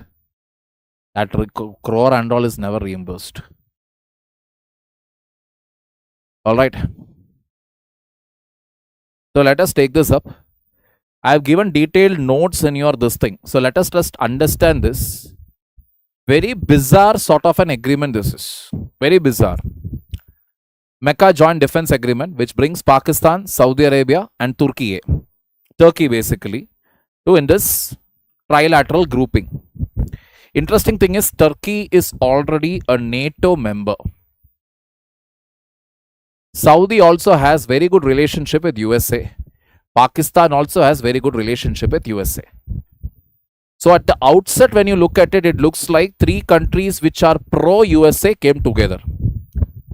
But then when you look at their boundary issues, etc., now we know Pakistan as well as Turkey have boundaries with Iran.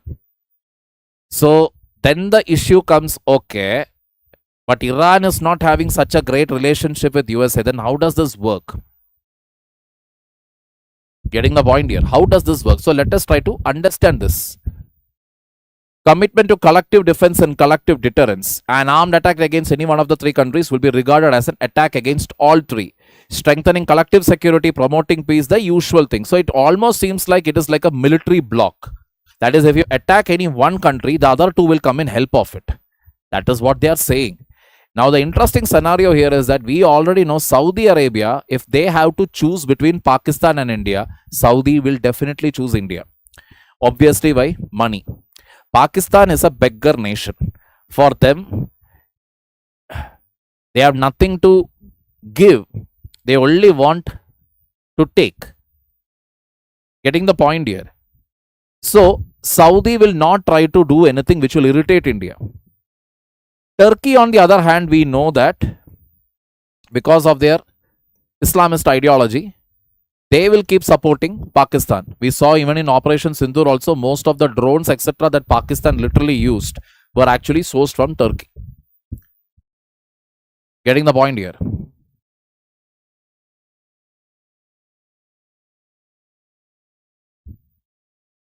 Signed at the Mecca Al Mukarramah Summit for Joint Defense at Al Safa Palace in Mecca, following an invitation from Saudi Arabia after the leaders reviewed bilateral relations among the three countries and regional issues.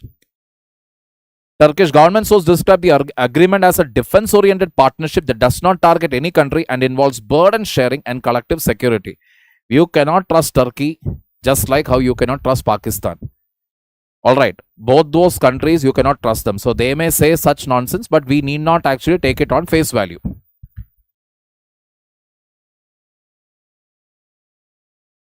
Not everyone is laughing. The Iranian Parliament's National Security and Foreign Policy Commission criticized the agreement. This agreement won't bring security, it will only bring instability. That is what Iran said.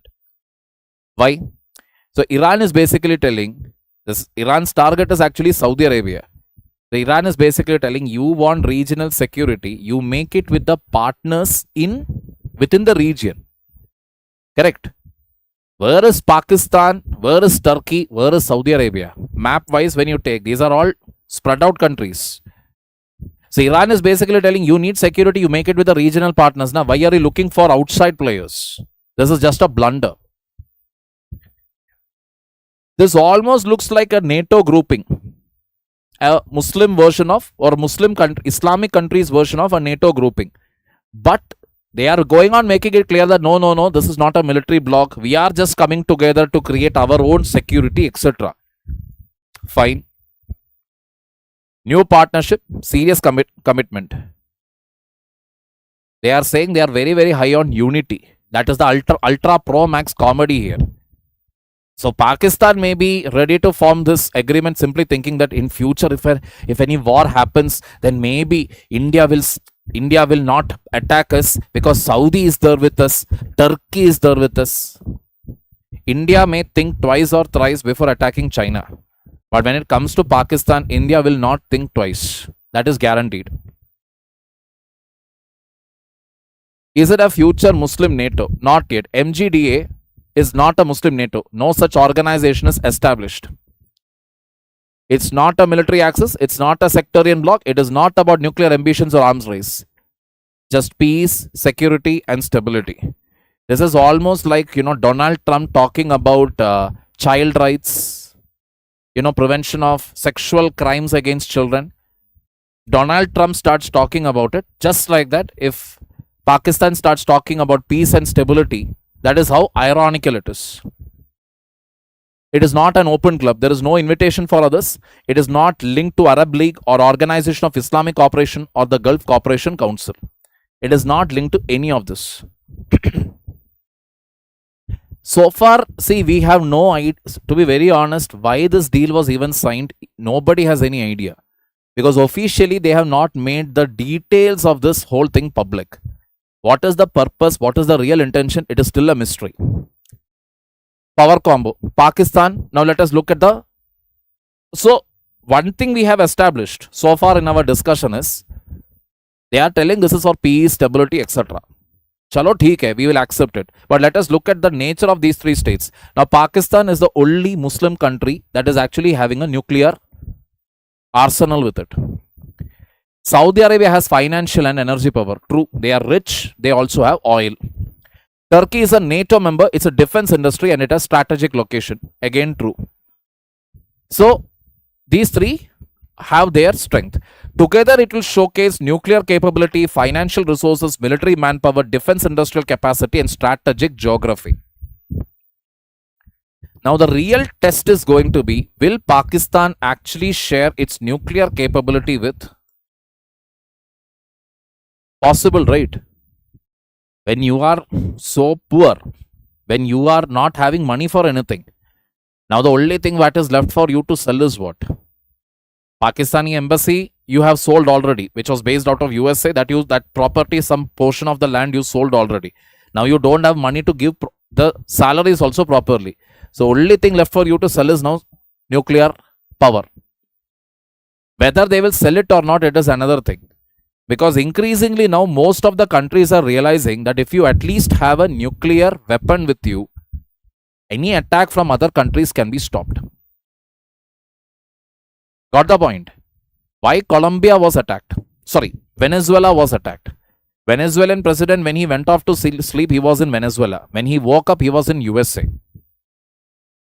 Why is Iran always being the target of attack? Even continues to be attacked because there is no danger of a nuclear attack from Iran. Getting the point? If you really ask for USA or even for that matter Israel also, which is a greater danger, they may say no, Iran is our danger, that is our danger. The real danger is China. Chinese chokehold that is there on the world economy. But why is it that USA will think twice before attacking China? Nuclear power. USA is always wary of those countries which is having its nuclear power. And with these two attacks, the attack which took place on Venezuela, the attack which took place on Iran, entire world has now realized that if you don't have a proper military backing, anything can happen to you at any point of time. Built on SMDA, MGDA follows the Saudi-Pakistan SMDA, which was signed in September 25. One's aggression is an aggression against both. That is the next comedy. Saudi Arabia and Pakistan signed this agreement last year, 2025. If you attack me, it is like attacking Saudi Arabia. India is like, hold my beer. Got the picture? US-Israel war against Iran began in February 28, 2026. So it could be a reaction to that. Because Iran is going on attacking the facilities in Saudi Arabia, and USA has not been so successful in giving them protection. The Saudi is looking for outside players. Arab Gulf is repeatedly under attacks from Iran. The Houthi attacks, Saudi oil facilities and Red Sea ports blockade. All these have affected it. Maybe what Saudi Arabia is thinking is, let me form links with other Muslim countries only, so that it will put a psychological pressure even on Iran from attacking directly putting an attack on Saudi Arabia. It could be the reason. One for all for one. Neither intervened for other so far. Means they are on paper, they are hugging, they are like, ooh ha ha, oh tu mera bacha, oh me tera bacha, all that they are doing. But the reality is, if at all push comes to shove, really a war breaks out, Pakistan is not going to come to the help of Saudi. And Saudi will be probably where, if India is attacking Pakistan, Jana, bachao hame, and Saudi Arabia will be like, that is what they are probably going to do. Or probably Saudi Arabia will do the exact same thing, like that guy, what he did in that movie Ishq.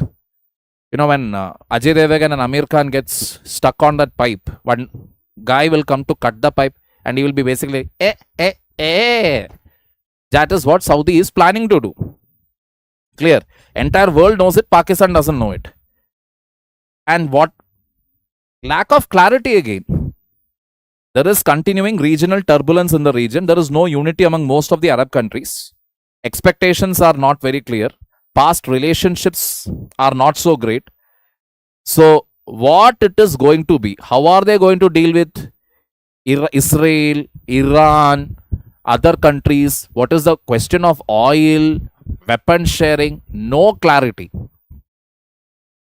Getting the point? There is no clarity on these things. So, even we are also doubtful, why did you even sign it then? Purpose kya tha? Ultimately, the biggest comedy is all three are US allies, like I told you in the beginning. So, USA is bombing Iran. Iran is bombing Saudi. Saudi has nuclear deal also with USA. Again, scratching. Okay. Then Israel, when it comes to Israel, what stance should we take? Because all the three being Islamic countries, they are all obviously, most of them are pro-Palestine. Now Saudi Arabia has its reservation for it, but yeah, they support the Palestinian cause, not the terror attacks that are unleashed by Hamas. They support the Palestinian cause. But then they all are like close with USA, and USA supporting the Israeli cause. Where are you taking it?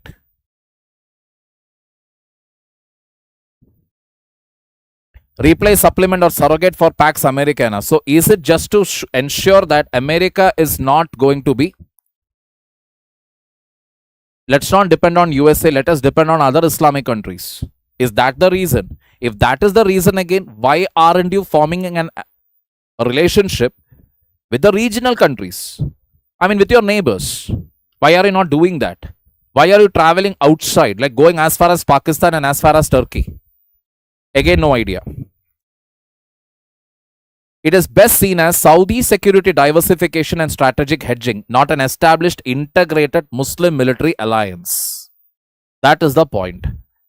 So basically, we can think of this as like this. See, Saudi Arabia even has military ties with India. But Saudi Arabia does not want to depend only on India for all its military needs. So maybe it needs Turkey for that. With USA, they have formed a nuclear deal. But that will not stop them to form a nuclear deal even with Pakistan in the future. Diversifying. They are taking their lessons probably from India. Clear?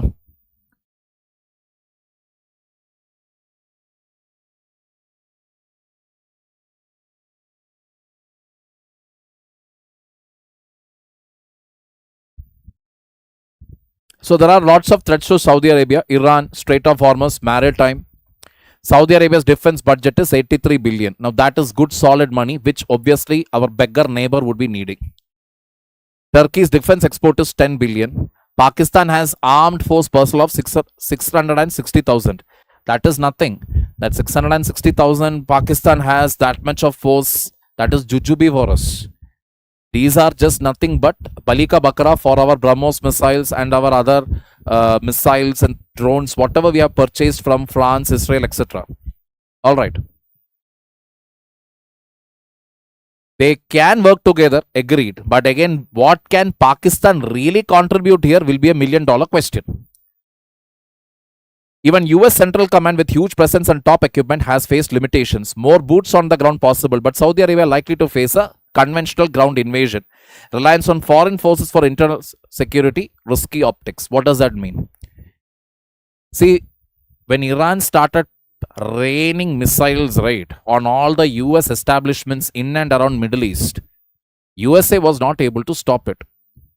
Because the thing is like, see, they may be having the state of the art. We have the best radar system in the world. Our radar system is very, very fantastic. It can release, it can guide all the bombs and all that. Maybe they are having. But the Hamas, the Houthis, etc., when they launch, right, it's all these rocket propelled grenades, which goes actually at a very low level and strikes a target. So it is not enough to cause a major damage, but it is enough to cause a headache. Because once a damage happens, you have to repair it, and until the repair is done, you cannot actually function it. Getting the picture here? So in such a scenario, maybe Saudi Arabia is looking forward to, okay, how to strengthen things here. MGDA becomes more relevant if this insecurity continues. That is in the whole region, Middle East, if this insecurity continues, that is this US, Israel, Iran war continues, maybe then it will become relevant. Peace gets established once and for all, their relevance will go away. Oof. Lucrative economic relationship will be there for Iran. That is the next comedy part here. Because Iran is actually a bordering country of Pakistan. Pakistan has a lot to gain if Iran peace is established in the region. Economically for Pakistan to deal with Iran will be much easier because obviously main thing crude oil. Directly you can get. We already know there is an extensive network of smuggling that happens from Iran to Pakistan. They literally in bikes they are carrying the crude oil, smuggling the crude oil and bringing into Pakistan. So that proper network etc. can be re-established. So Pakistan actually has a lot to gain if stability is reached. But if stability happens, then you don't require this agreement. So it doesn't make any sense only. MGDA could end up becoming a superfluous body. Superfluous means, वो है वहां पर नाम के वास्ते, but it is not going to actually help anybody. Okay, for the love of God, I didn't create this. This is straight away from that article. All right. Friends with benefits have a totally different meaning in my zamana as well as in your zamana. But obviously, oh yeah, here maybe, we don't know. They are actually having some friendship with some benefits. Who knows? Saudi Arabia gets additional security capabilities. Turkey and Pakistan gets greater political space and economic opportunities because obviously you're dealing with a country which has got tons and tons of money with it. That is the bottom line. Why Saudi Arabia is diversifying? It was a close US ally. Its oil facilities got attacked. And yes, like I told you, Saudi Arabia has finally, it is playing the same game what India is playing, which is diversify. Don't depend on one single source for everything. Diversify your network. Keep relationship with everybody. Because even lessons need to be learned even from India. That India, even though it is having outstanding issues with China, India has trade relations with China. And only by maintaining more and more diversified trade relations with multiple countries, you can become a player in global politics. It is no more about US hegemony. US will say and everybody will listen. No. All right. So that is the point here. So the whole idea here is what? Saudi is basically diversifying. Saudi is thinking different. It formed Saudi-Pakistan SMDA last week of July 2026. It formed a 14-country multinational maritime defense alliance. August 7th, it made this Mecca agreement. In 2023, Saudi-Iran normalization agreement was brokered by China. So as you can clearly see here, this agreement is part of Saudi Arabia's interest to play a larger role in the Middle East, not just Middle East, but even among, let us say, the entire Muslim countries of the world. It wants to be that dominant player there. And they can be that because we saw the defense budget alone of Saudi Arabia is $83 billion. They have the money, they have the oil. Two things which is really needed for controlling the world economy. They have it with them. So maybe this is their way of what actually controlling things. Because the idea here is Iran shouldn't be the reason alone for deciding or determining things. So I cannot go for an all-out war with Iran. That is harmful for me. But instead, if there are so many countries who are backing with me and telling Iran, behave yourself. You cannot come and put a chokehold on Strait of Hormuz or along the Red Sea. We all are going to lose if you keep attacking like this. Pressure will be more. More than going for a conventional warfare with with Iran. For Saudi Arabia, what will be the easier thing to do? Get maximum countries on its side. Maximum countries. And then put the pressure on Iran. Then put the pressure on USA. Got the point here? Correct, Mohit?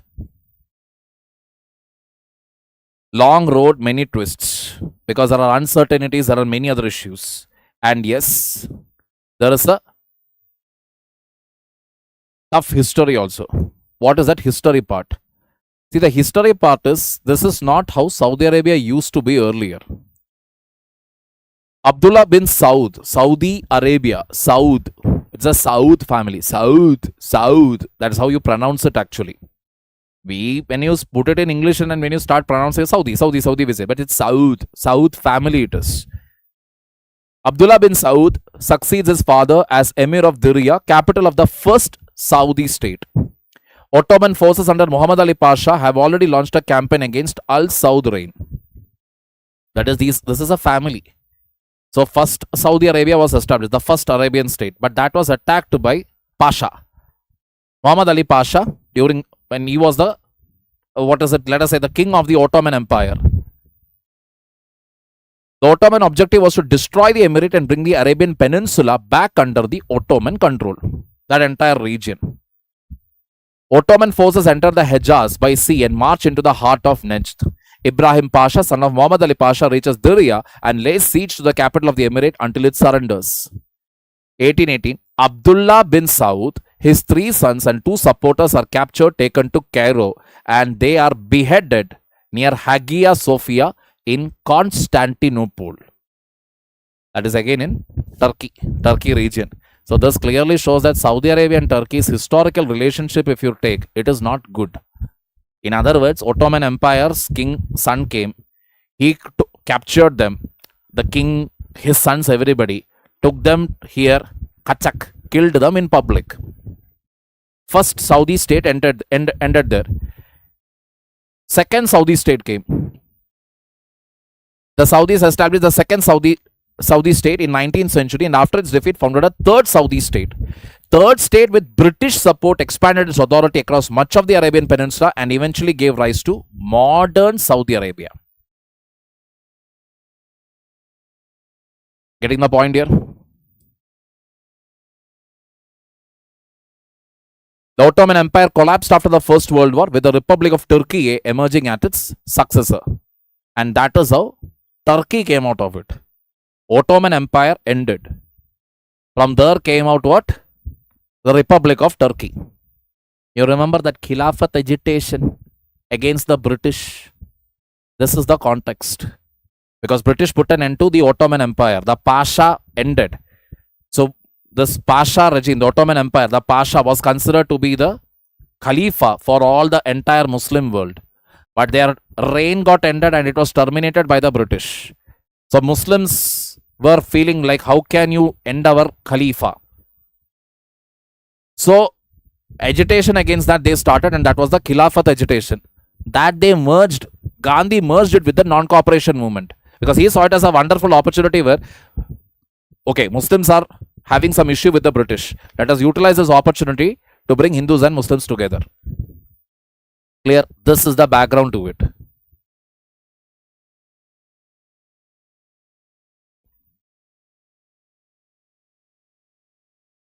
Or which type of qualification? I did not go to Dubai. My father went to Dubai. He was working there. I studied there.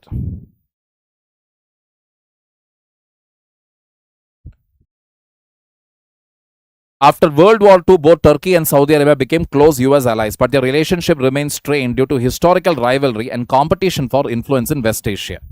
So both the countries have been fighting it out. Turkey's increasingly Islamist orientation under Recep Tayyip Erdogan in the 21st century complicates relationships further. So this gentleman here, he is more into the Islamization part, that radical Islam. That is what he is following. Whereas Saudi Arabia right now under MBS, the current ruling crown prince or whatever, he is trying to modernize things more and more. Getting the point. So ideologically, if you see, MBS and Erdogan are on the two opposite sides. They don't actually meet eye to eye on many things. During the 2010-2011 Arab Spring, Turkey actually supported the protesters. Arab Spring Revolution. Arab Spring Revolution was basically what all the people revolting against their king. It happened in Tunisia, then it spread to Libya. It was there even in Egypt. And it looked as if it will start even in Saudi Arabia. That the Sauds will be thrown off and people will establish a government there. But with the US support, Saudi Arabia was able to crush it. The same USA but did not give that support to Gaddafi. Muammar Ali Gaddafi. USA was like, "Arey, maar do isse." They gave all the support to the protesters there to kill. So again on the opposite ends, Saudi Arabia against the protesters, Turkey supporting the protesters. Turkey promotes or supports Sunni outfits and movements, including the Muslim Brotherhood, Hamas, and various Syrian militias.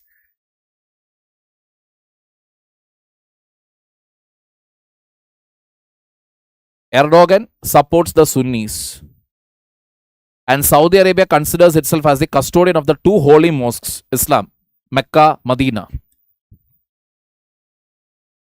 The relationship worsened after Jamal Khashoggi, a US-based Saudi journalist, is killed inside the Saudi consulate in Istanbul in 2018.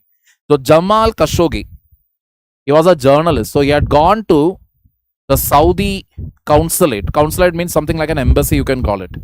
For his visa related, documents related, something, he went into Saudi consulate. Where? In Turkey. He entered it. There are videos clearly showing him entering it. He never came out of it. Apparently, he was captured inside, murdered, and his body, they are telling, they dissolved it in acid inside the premises, and later after the dissolving, etc. was done, part by part dissolving was done, they just emptied it into the drain.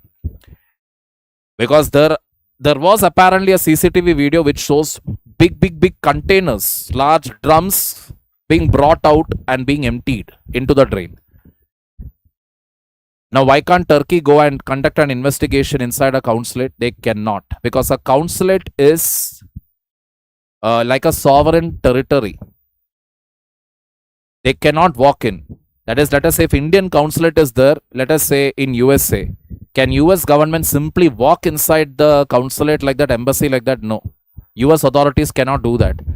Because that consulate or that embassy is just like the sovereign property of this thing. India. They need proper permission, etc. to enter there. What the US government can do is what US government can basically tell all the embassy officials or staff, okay, from tomorrow you people should leave the place. We are shutting you down completely. That they can do. But they cannot simply walk into a consulate or an embassy to carry out investigation, etc. That is the sovereign property there. So this was one landmark event actually, because why again Saudi authorities killed it was because this guy, Jamal Khashoggi, he was very critical of MBS, that crown prince of Saudi Arabia. He was very critical of him and his policies. He openly used to criticize him. And MBS, for all the good looks and smile what he has, he never tolerated it. So he was looking for an opportunity to finish him off. And they did that. Clear?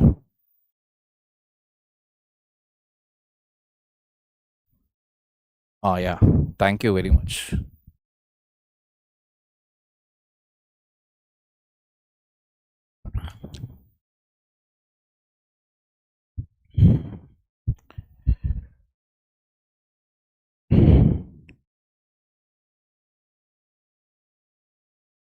So this is like a final summary.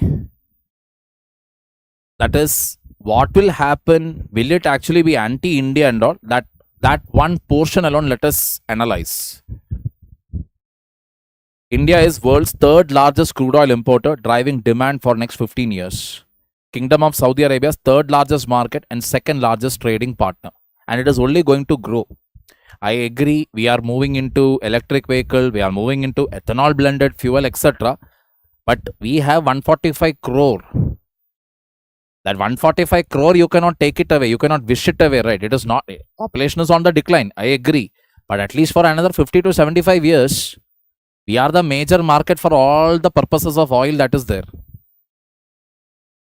Shared status, co-interests, and economic complementarity. Riyadh won't back Pakistani adventurism against India. That is guaranteed. One thing that Saudi has always made it very clear is they will not support any terror activities. That is one reason again Saudi doesn't support Hamas and Saudi doesn't support the Houthis. Similarly, Saudi doesn't support any of those so-called organizations which unleashes terror. And especially if they are unleashing terror on India, Saudi Arabia, like I told you, is going to follow a policy of Clear. What it will be finally, how it will be, we'll have to wait and watch. Clear? How can I get its PDF? It is given in the description section. You can download it from there. Any questions? Correct. Julian Assange example. True.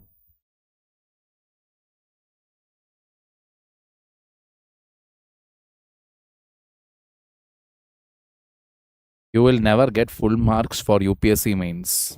If you get 50 percentage, good.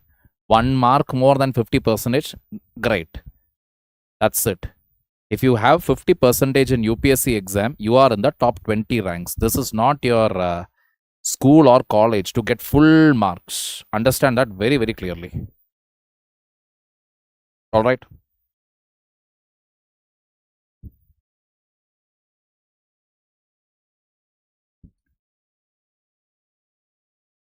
Don't make notes out of my notes. Instead, go to the previous year questions. Previous year questions of mains. See which topic what I have taken has repeated with slight modulation, which has come. Based on that, write it down.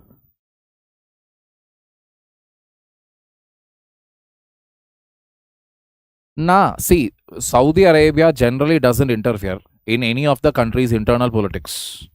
They don't. They have enough headache of their own. So they don't basically do that. Clear?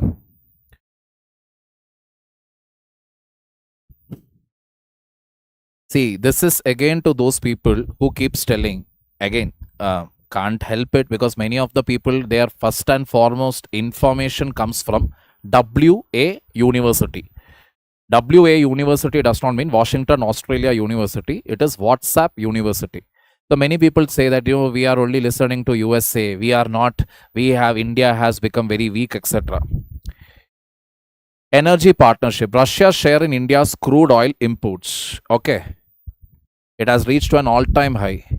That is 48% of India's crude oil currently comes from Russia.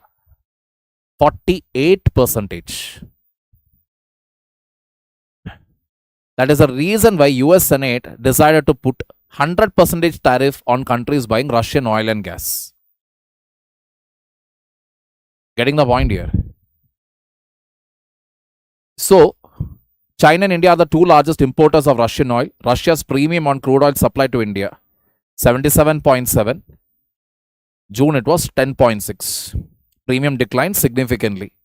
India's total crude oil imports is 18.2. India's crude oil import bill, 22% lower than May 2026. Crude oil import from Russia, 8.7 million metric tons. UAE's share, Russia plus UAE together, etc., etc.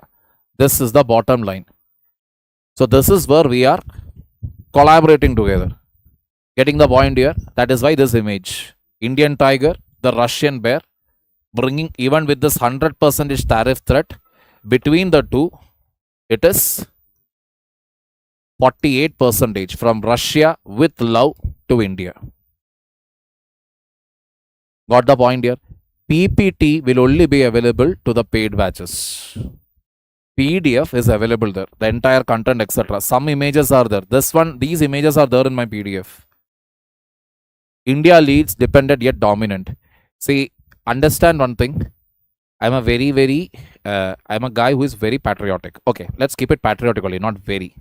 So that is why the images, if you always see, it will be on those nature only. And that is how you are supposed to be also. You're supposed to love the country, not the and the government, not the political party. All right. World's second largest importer of LPG. India imports about 60% of its LPG consumption. 67% of India's LPG is sourced from the United States. Diversification again. Understand that very, very clearly. So from Russia, while we are taking 48% of our crude oil imports, Russia and UAE together accounts for more than 66% of our crude oil imports. Almost that same amount, 2/3 comes from United States. Getting the point here? State-owned oil refineries signed a long-term agreement, blah, blah, blah. Longer journey. Why we are taking it from the USA? Because obviously, now again, US-Iran tensions are going on. And we are buying things from Russia. So we are like, अरे USA, क्या रे? खरीद लेंगे ना तुमसे भी. क्यों इतना गुस्सा करते हो? That is what we are doing. We are like massaging USA also, while at the same time maintaining hardcore relationships with Russia. Getting the point here. It is that perfect example for this relationship would be, कुछ कुछ होता है. Hugging Anjali, Shah Rukh Khan's character, but holding Rani Mukherjee's hand. Girls while looking at it, oh wow, he's so romantic. But boys while looking at it, yaar, ye to kamina nikla. Correct. When you look at from a girl's perspective, oh my god, he's such a nice friend, he's such a potential husband. Boys will be like, अरे ये तो एक number का कमीना है. We are unfortunately somewhere doing that only. One side we are hugging Russia. Other side we are like, USA, don't go so fast. Be there with me. That is what we are doing. Clear? The other strategic alternative for us is to get it from Australia. Little near, comparatively. Clear? Taking it further forward. India roars, the world takes note.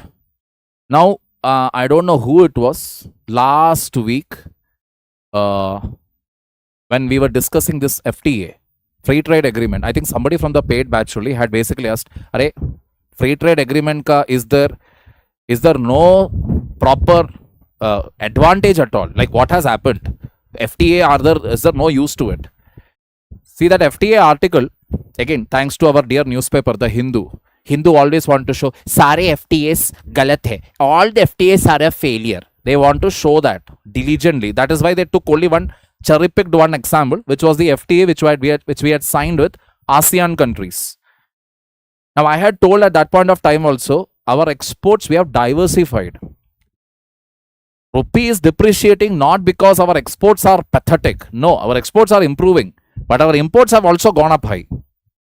You actually see merchandise exports have increased year on year 19.6%. Imports 17.5%. Merchandise trade deficit has slightly increased also. True. Service exports increased. Service imports increased. Okay. Even exports to the Middle East countries, etc., have gone up. Got the point? India adapts, India exports, India leads. So Omani port, UAE port, Jebel Ali port. So UAE ports are Fujairah and Khorfakan ports handled increased traffic. Please note the names. Fujairah, Khorfakan, UAE. Salalah port, Dukum port, Muscat port, Oman. Strong growth in exports to China. July it was 2.2 billion, July 2026. April to July 2026 saw 36% growth. Year on year, 65% growth. Increased exports to China, Singapore, Japan, South Korea, Taiwan, Vietnam, Austria, Malaysia, and several other destinations. Exports to Tanzania increased by 130%. South African Customs Union region increased. Kenya also increased. That means Africa, Asia, Europe, we are not sparing anything. Getting the point here?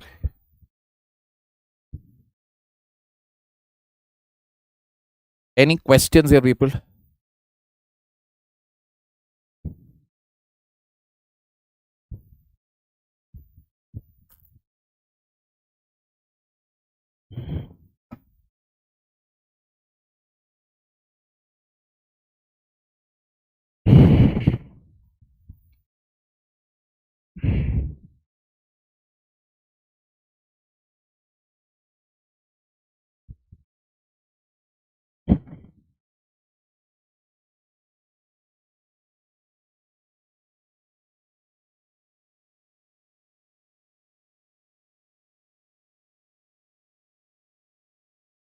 UPI free no more. See, this thing has been under discussion. Now, many people are telling, will UPI be free, UPI not be free? Bottom line, I will tell you, a charge can come. A charge may come in the future.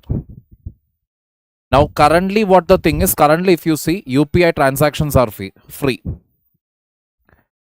There is something called as merchant discount rate. And what is that? It is the fees paid by the merchants to banks and payment processes. That is when you use a credit card, etc. That is, my account is with, let us say, ICICI. You are using an SBI credit card.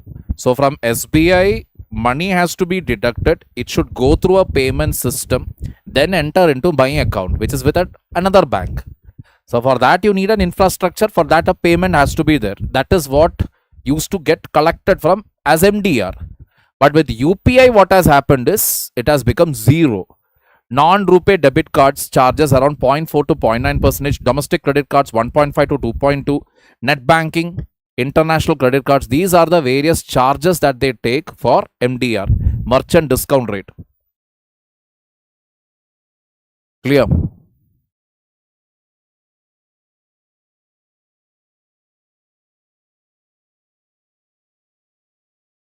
Zero MDR for UPI and RuPay debit card transactions since 2020. UPI's journey from 2016 launched to less cash economy. That means when UPI was adopted in 2016 and when we went for demonetization, we kept UPI as free. This was largely so that people move towards a cashless economy. Who bears the cost of UPI? Banks and payment processors absorb part of the cost and the remaining is given as subsidy by the government. Government subsidy scheme. In December 21, government introduced the incentive scheme for promotions of low-value BEAM UPI transactions. Bank receives subsidies for UPI transactions below 2,000 at small merchants. So for small transactions, banks will receive subsidy from the government because most of the business that we have in our country, they are all small. Government expenditure on subsidy, 21-22 it was 1,389. 23-24 it became 3,631 crore. For the current year, it is around more than 2,000 rupees have been set aside. The Payment and Settlement Systems Act, read with Section 269 SU of the Income Tax Act 1961, restricts charges on specified electronic payment modes like RuPay, UPI, BEAM UPI. That is a legal framework. If you see, these laws actually protect placing any charges. You cannot place any charges for any of these transactions. Legal change, possible path for charges. Taxation and Other Laws Amendment Bill 2026, which was passed on 6th August, passed by Lok Sabha, amends Section 10A of the Payments and Settlement Systems Act, creates a framework through which specified electronic payment transactions could be subjected to charges. That means, again, what that amendment, new law passed on August 6, 2026, that means just about maybe 12 days ago, this law says, for specific transactions, they can place charges. Which specific transactions are we talking about here? Transactions that are generally more than upwards of 2,000 rupees. Possible that they may consider this 0.25 to 0.4%. Possible. It is just a speculation. From a government side, no official confirmation is there. That means this article will keep appearing again. who will be covered, what will be the impact. Volume wise, if you see, 95% of UPI transactions by volume could remain outside MDR targets. By volume, what does that mean by volume? See, if you take 100 transactions of UPI in a day, 95 transactions in that are what? Within less than 2000 it is. Small transactions, because people have to buy rate. Newspaper maybe, milk, fruits, sabzi, this, that, etc. Those small transactions, that comes under this. Alright. But by value, 65% of total UPI transactions value could be covered by the proposed threshold. What does that mean? See, transaction wise, when you take, yes, 95 out of 100 are what? Less than 2000. But now let us talk about value here. This is volume.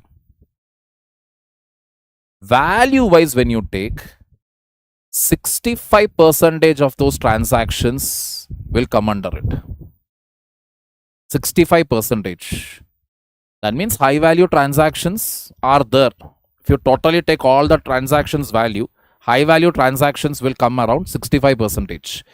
And that will come covered under it, and that will come under MDR. But again, $1 million question is, this is still a speculation only, because so far government has not made it clear what is the threshold. Is it 2000? It is more than 2000. Is it 5000? It is 10,000. We don't know. Government has to make it clear. Government has only done one thing. They have changed the law. We can decide which transactions will come under MDR in the future. We can decide that now. That is what this new law means.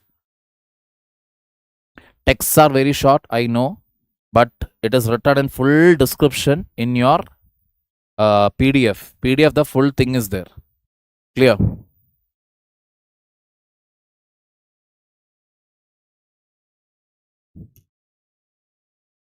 Jantar Mantar protest is nothing but Supreme Court basically has asked to give a clarity about the protest that can take place in Jantar Mantar, etc. So it is, the whole thing is about the venue, your right to protest, but at the same time it should not affect another person's fundamental right to access public spaces. No noise pollution. Larger crowd means they should use the Ramlila Maidan. Lesser than 1000 means they can use Jantar Mantar. So Jantar Mantar is the primary area of protest. Even Supreme Court has designated it like that. So that is the primary area of protest these days. Anything is there, you can go and protest there. Clear? So it is just basically, and cost of Jantar Mantar, it is free. That is why everybody goes and protests there. You want to do it in Ramlila Maidan, per day you will have to churn out 50,000 rupees. Clear?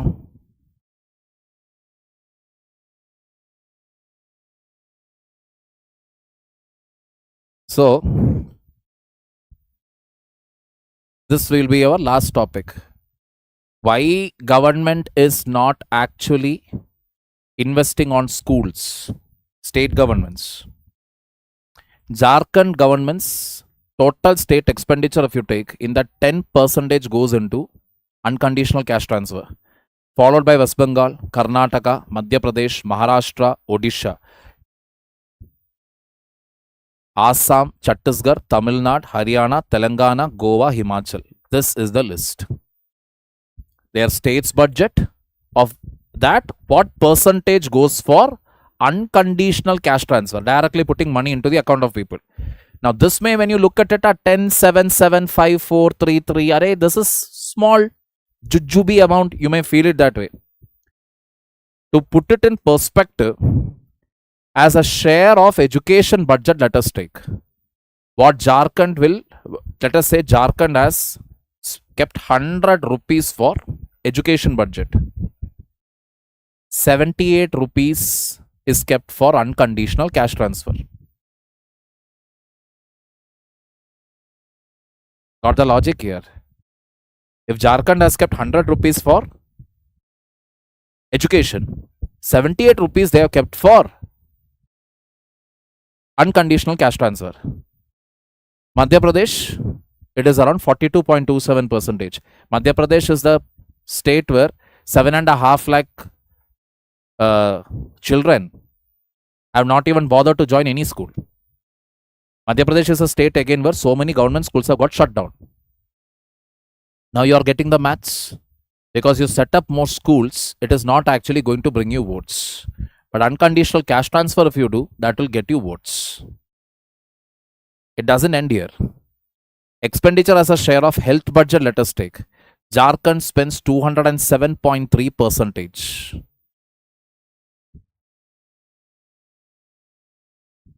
Not double, quadruple. If 4 rupees they have set aside for their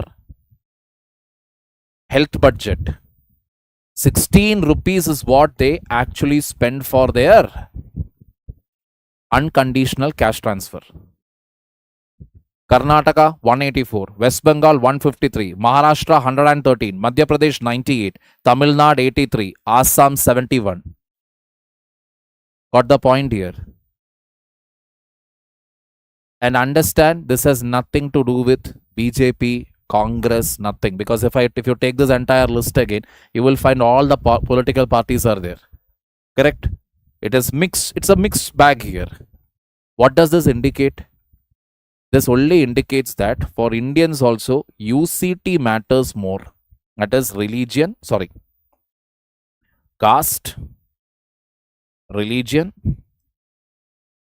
unconditional cash transfer, then comes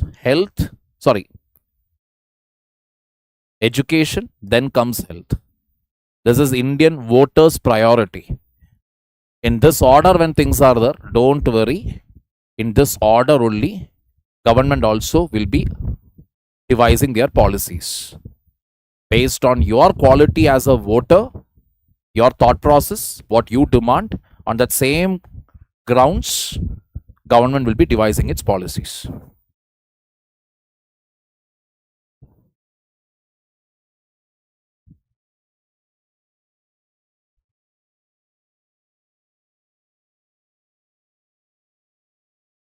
Any questions here? With that, we come to an end of today's session, people. The short news, judicial directions, etc. Please read it. All right.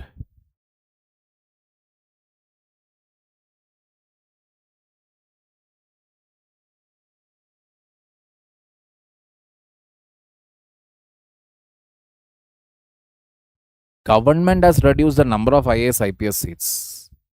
IAS IPS seats are not just decided by the state government. Please understand that. Why is no one keeping a check on the working of the parliament? Entire monsoon session. Who should keep a check on it? It should be either the government or the opposition. All right. Opposition is the one who is supposed to ask the questions, ask relevant questions, debate on the bills, ask everything and question the government inside the parliament. Instead, what is the opposition doing there? Getting the picture here. We can blame the government for everything. We can blame the government that the prime minister is not answering the questions, the prime minister is not bothering to answer. All that is true. But what questions were asked even by the opposition for that matter? Opposition's relevance, if people have to realize, they should realize it through the questions asked in the parliament. Hard-hitting questions should be asked.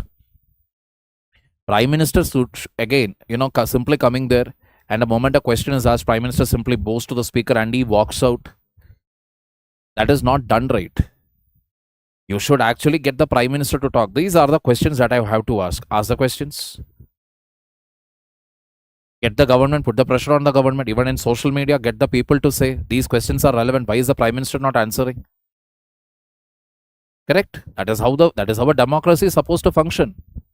That is what Vajpayee said. Being in the opposition, it is our duty. You are the government. You run the government. But it is our duty to ask the questions. That is how opposition's relevance becomes important. That is how the opposition's alternate schemes, alternate ideas, alternate policies comes out. And you don't do that, what is the whole point?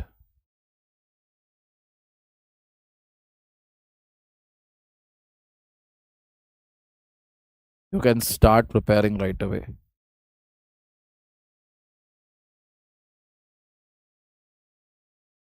Thank you, Sia. Your eyes are very kind.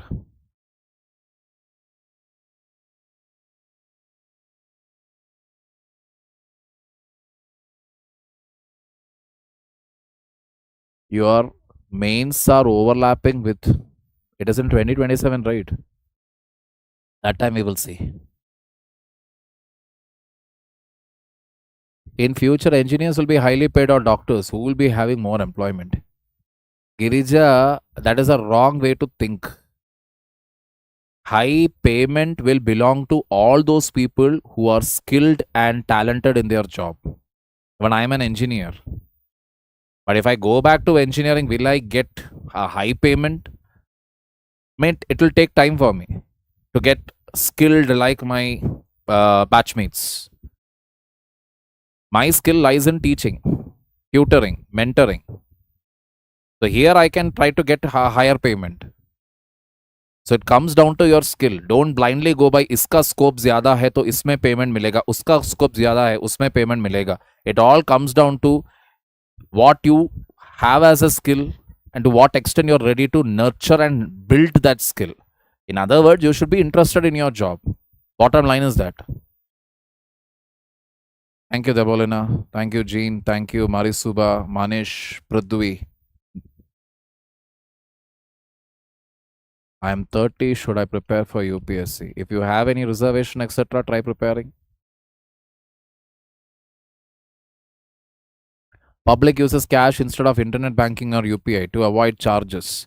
Every time when you withdraw money, again you will have to pay. Charges are there for that also. It's not easy.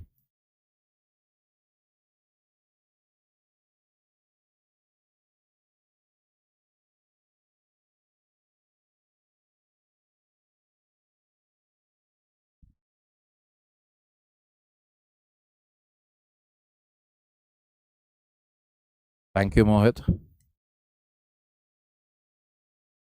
Ama pesa theriyum. What recruits faster?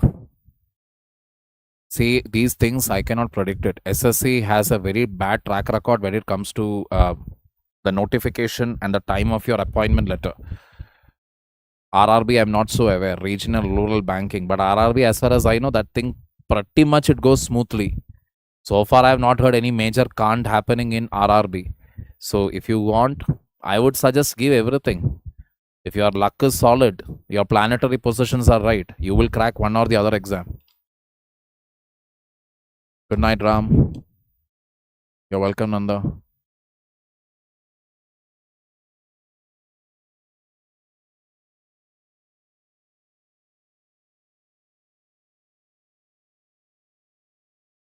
Number of jobs being more in a certain domain doesn't really guarantee you that you are going to get a high payment, brother. Again, I repeat it. Your skill is what really matters at the end of the day. Understand that very, very clearly. There are so many YouTubers, correct?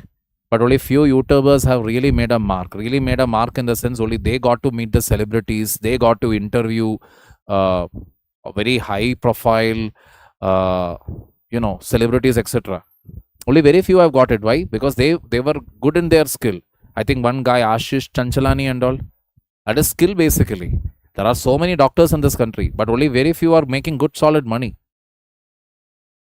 So that is the point. So it all comes down to your skill and your capability. So my friend is there, she's a doctor. She's making 85,000 rupees per month. She's making 85,000 rupees. Why? And she's not even having she doesn't have a need a PG and all with her. She's just an MBBS. But she's working in the emergency section. So night duty, etc. she keeps doing. The hospital is ready to pay her because she's skilled. She can look at a case and she can immediately tell, okay, this is this. Because that level of experience she has. So she has not never bothered to even go and do a neat PG also because she's telling, I'm already earning well. And with every passing year, her experience is increasing. There are more and more because emergency section is a very critical area. Your diagnosis should be pakka. Like, okay, this emergency, this surgery, this we have to do immediately. That thing you should have. You make one wrong judgment there, you're done. It's a very risky business. But she's really good with her job.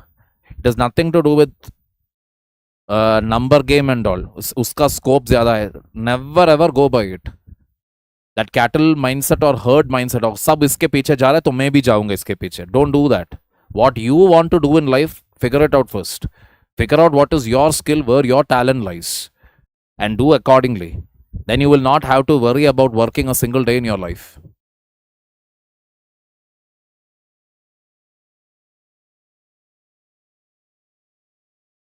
Thank you, Tejaswini. Very good, Sian.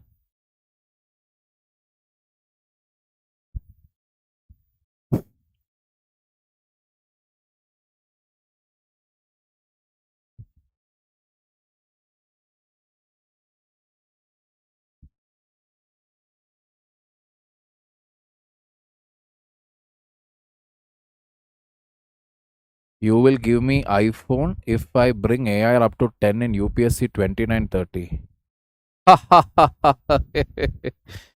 Oye, रे भाई साहब, you get an iPhone like that also, you don't come anywhere near my right hand. ठीक है. रिश्वत मैं तब भी नहीं लेता था when I was working with central government. When my salary was very, very less.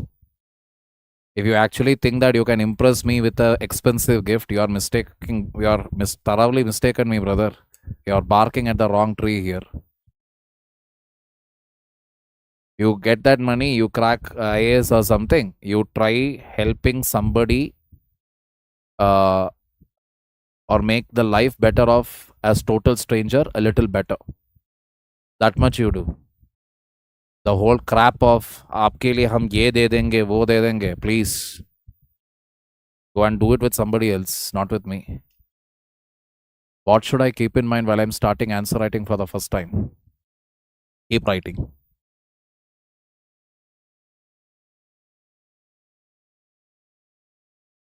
Thank you, Anushka. Take care.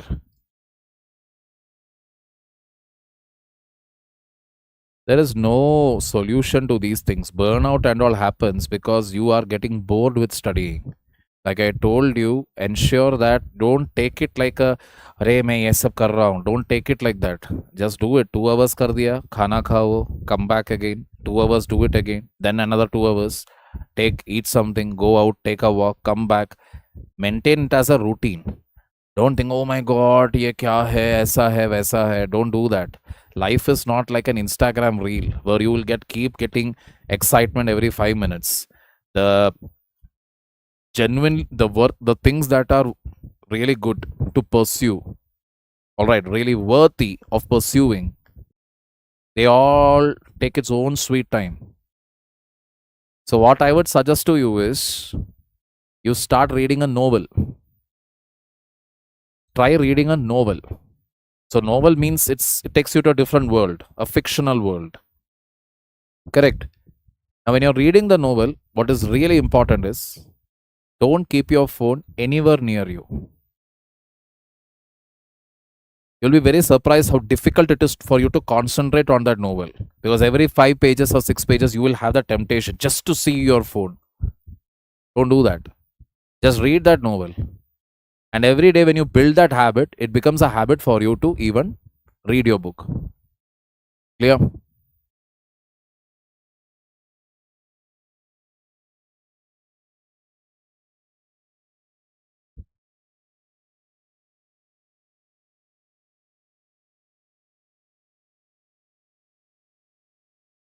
Very good. Who is this?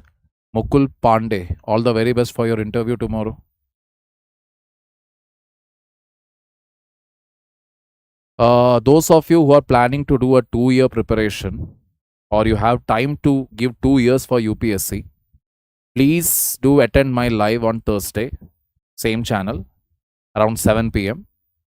All right. So I will be coming live, and there I will be sharing with you the roadmap to 2 years preparation, and I'll be also talking about our Pinnacle batch and its features. So please don't forget the date, August 20th, day after tomorrow, 7 p.m. on the dot. You're welcome, Arpita.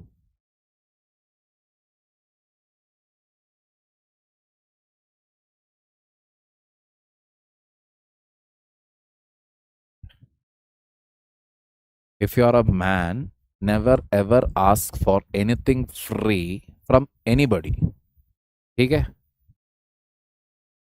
Don't ask somebody else's hard-earned money कि आप मुझे ये दे दो, आप मुझे वो दे दो. मर्द वो नहीं करते. मर्द देते हैं, लेते नहीं हैं. Got it? A man gives. Man is a provider, not a taker. Keep it in mind. You get a rank also, keep it with you. All right? My job is only to point you the direction. You'd reach your destination. Dafa hoja labasna. Get lost to labasna. You can delete my name. You can forget my name. You don't even have to mention my name anywhere. I'm telling you. I know I'm a very good teacher. I know that. I'm self-aware of that fact. And as long as I enjoy this process, I know I will continue to have classes one or the other way. I am not bothered about your praises nor about your criticism. 40 का होने वाला हूं, ना तारीफ का फिक्र है ना गालियों का डर. ठीक है? Which type of books do you like to read? Right now, my favorite genre is right now this guy, Reacher. Jack Reacher series. इसका एक web series भी है. I think season 4 is already out. The author's name is Lee Hardy. So this is what I love to read. I had read Harry Potter series also. So it depends. Depends on my mood. I am from the state of Kerala, but settled in Karnataka. What thoughts? There are no thoughts. See, you try to do a job, you have to also understand what are the rules, what are the regulations, what are the practical implications of it. So when you don't actually follow what according to the High Court, the due process of law, there is a process to everything. When that is not followed, instead you are like, you want to show, I'm going to punish everybody now. Judiciary will take action. Okay, Manish?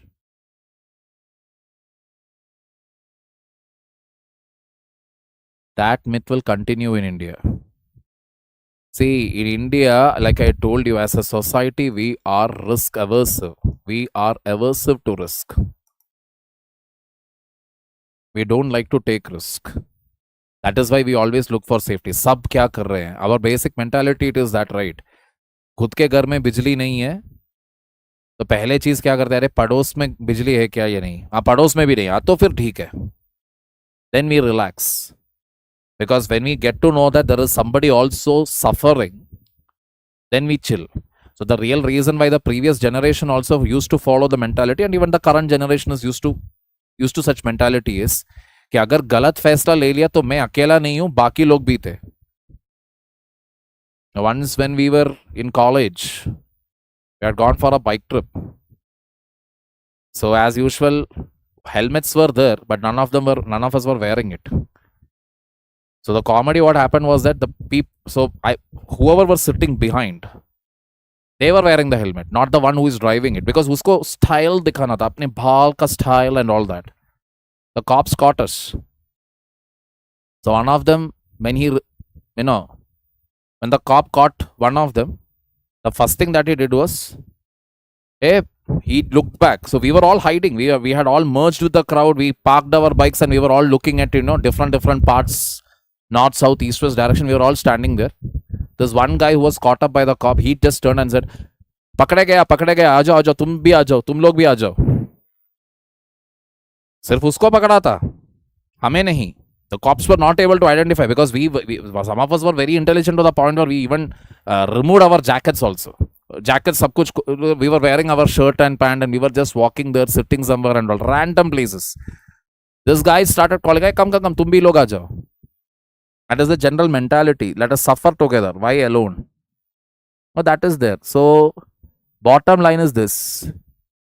Do what you love and develop that as a skill.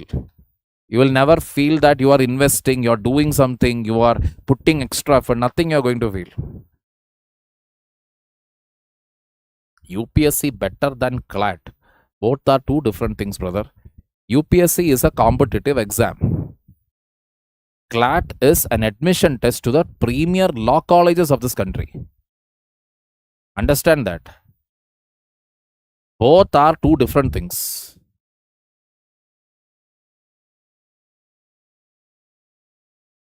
First year, Arpita, you can start with NCRTs, or if you can really afford it, I would request you to, not now, but at least later, to go with a Praram batch. Praram. This 3 years from NCRT, GS, to all the way to optional. Everything gets covered here. So maybe by your second year or something, you can think about joining it. That would be better.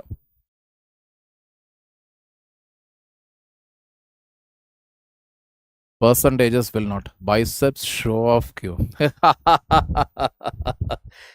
Oh Lord.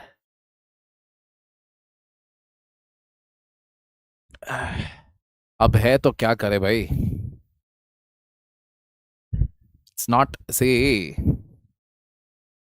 biceps pops out when you work out more and more on your thighs. So that differentiation comes. This is actually a useless muscle. It is only good when you wear shirts or t-shirts. Otherwise, it's not actually a really useful muscle. So when you work more on your thighs, it splits up. That's the point.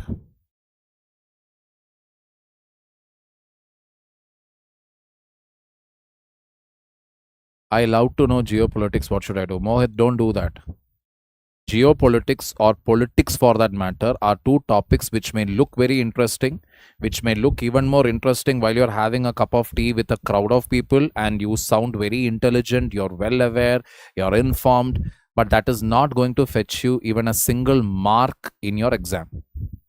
Instead, what I would suggest to you is go to the PYQs, see what questions have been asked in international relations from GS paper 2, and then based on that, make your preparation. That's it. Thank you. Week-wise, month-wise. See, week-wise it is better because you know what are the major happenings. Month-wise, take it up so that you get a complete consolidation. Especially some news will be there, which will get consolidated by the end of the month. You will get to know, okay, doodh ka doodh, pani ka pani. What is important and what is irrelevant. So that is the reason why you need a monthly current affair compilation. Weekly, you attend my current affair, and at the end of the month, take it up with monthly current affairs. Still confused with optional. See what you are comfortable with. Go through the PYQs, go through the syllabus, go through the... And also check out the person who is taking that subject. That is also important, like how long they take to finish the subject, etc.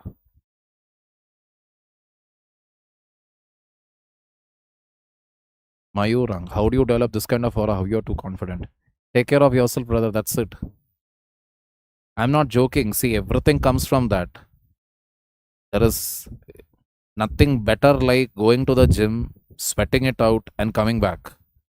And when you see that you're breaking your personal records, your personal record, not somebody's record. So that should be the focus. When you do that, you're comfortable in your body, you're comfortable in what you wear, then automatically it shows. It is not that I am trying to be, okay, let me do aura farming. I am not doing that. I am just standing here and I am talking as it is. That's it. How I normally talk, I am talking that way only. But people find, no, sir is aura farming. I'm like, what aura farming? It is the overall impression, right? See, I'm not bothered about what you think of my physique. I'm not bothered about whether I'm making grammar mistakes, even though I know I'll make a lot of grammar mistakes, lot of pronunciation mistakes. I know that. But I'm not bothered. I'm not bothered. Now, why will I bother at this stage of my life? Why should I bother? I can make corrections, I can improve. That much I know. So I'll make the corrections, I will improve. Simple. I'm not trying to impress anybody here. Trust me. Consciously, when you try to impress anybody, then you will make a fool out of yourself. You don't try to impress. Similarly, you don't have to be like a quintessential, a pain in the dash. You be what you are. Continue. Simple as it is. So when you focus, when you are comfortable with that person inside you, you will not try to impress anybody. You're comfortable with yourself. You're okay being alone. Like, believe it or not, Monday, not this Monday, last Monday, I went and watched 3 movies back to back in theater. Morning, I watched a Malayalam movie, Todakam. That was Otukam only. I did not like that movie at all. Then I watched a Tamil movie, DC. Old story, but making was good. Evening, I went and watched Spider Man. And I was all alone. I did not have a friend. My wife was at her office. I went all alone because I'm happy to be in my company. I know I'm a great guy to be, uh, you know, to be accompanied with. So that's it. We all should be comfortable in our own skin first. When we are comfortable with what we are, who we are, everything falls in place. Why should I pump? No need now. Point of exercising now is to ensure that my fat percentage does not climb up. It has nothing to do with to show it off to students or something. That is the bottom line. So somebody was asking me how much do you bench press, etc. I would rather say I finish 100 push-ups and at least 20 to 25 pull-ups. This is my warm-up before I do any weight training. That is what I do. That's it. Because this simply means your body would have become your joints, everything is activated. Because when you do a body weight exercise, your joints, everything is activated. There won't be a single joint which is not active. Everything gets activated. Your entire upper body will be screaming Jai Ho. Then you take little weight and do minimum reps also. It will shape up immediately. It is just like iron. Your entire body is heated up. Now give 2 proper hit here and there, iron will become a sharp weapon. Same scenario. It's as simple as that. You don't have to focus overly on, okay, my quadriceps of the calculation and then this is the after patrician. Why? Just because I'm having an underwear, I'm not going to become Mr. India or Mr. Olympia. Correct? My priorities are very, very clear. I need to work out. That's it. Need to be in a minimum shape. Keep my fat percentage low. I'm hitting 40. I have a high risk. I am in that age category now where there is a high risk of cardiac arrest or heart attack. So I need to keep that at bay. That's the point. Did you join marine engineering? CUSAT entrance exam. There is something called as CUSAT, Cochin University of Science and Technology. So they have their entrance exam. I hope they still have it. So they are running marine engineering course. There you can join.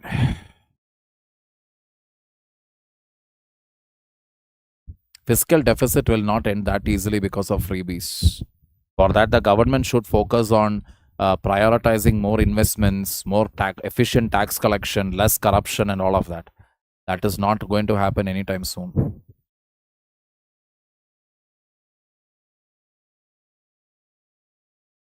Keep talking. That is the only way to improve English. Your weekly current affairs videos helpful for CLAT also. I hope so, because ultimately they are going to source it from the newspaper. But check your previous year questions to know what type of current affairs have appeared in CLAT exam.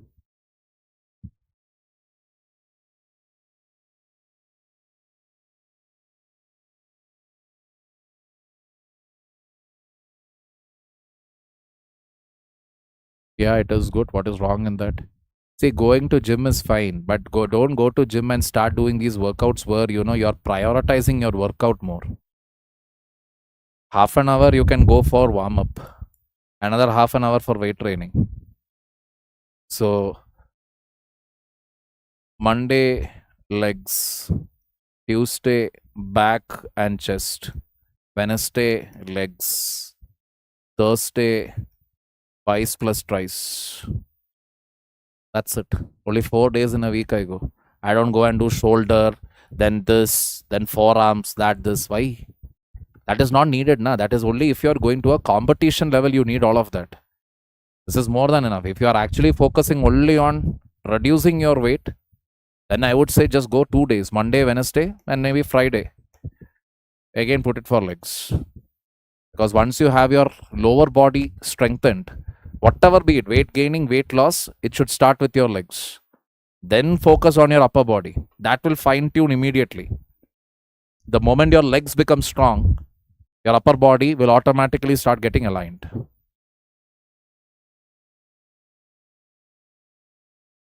Whatever you're interested in.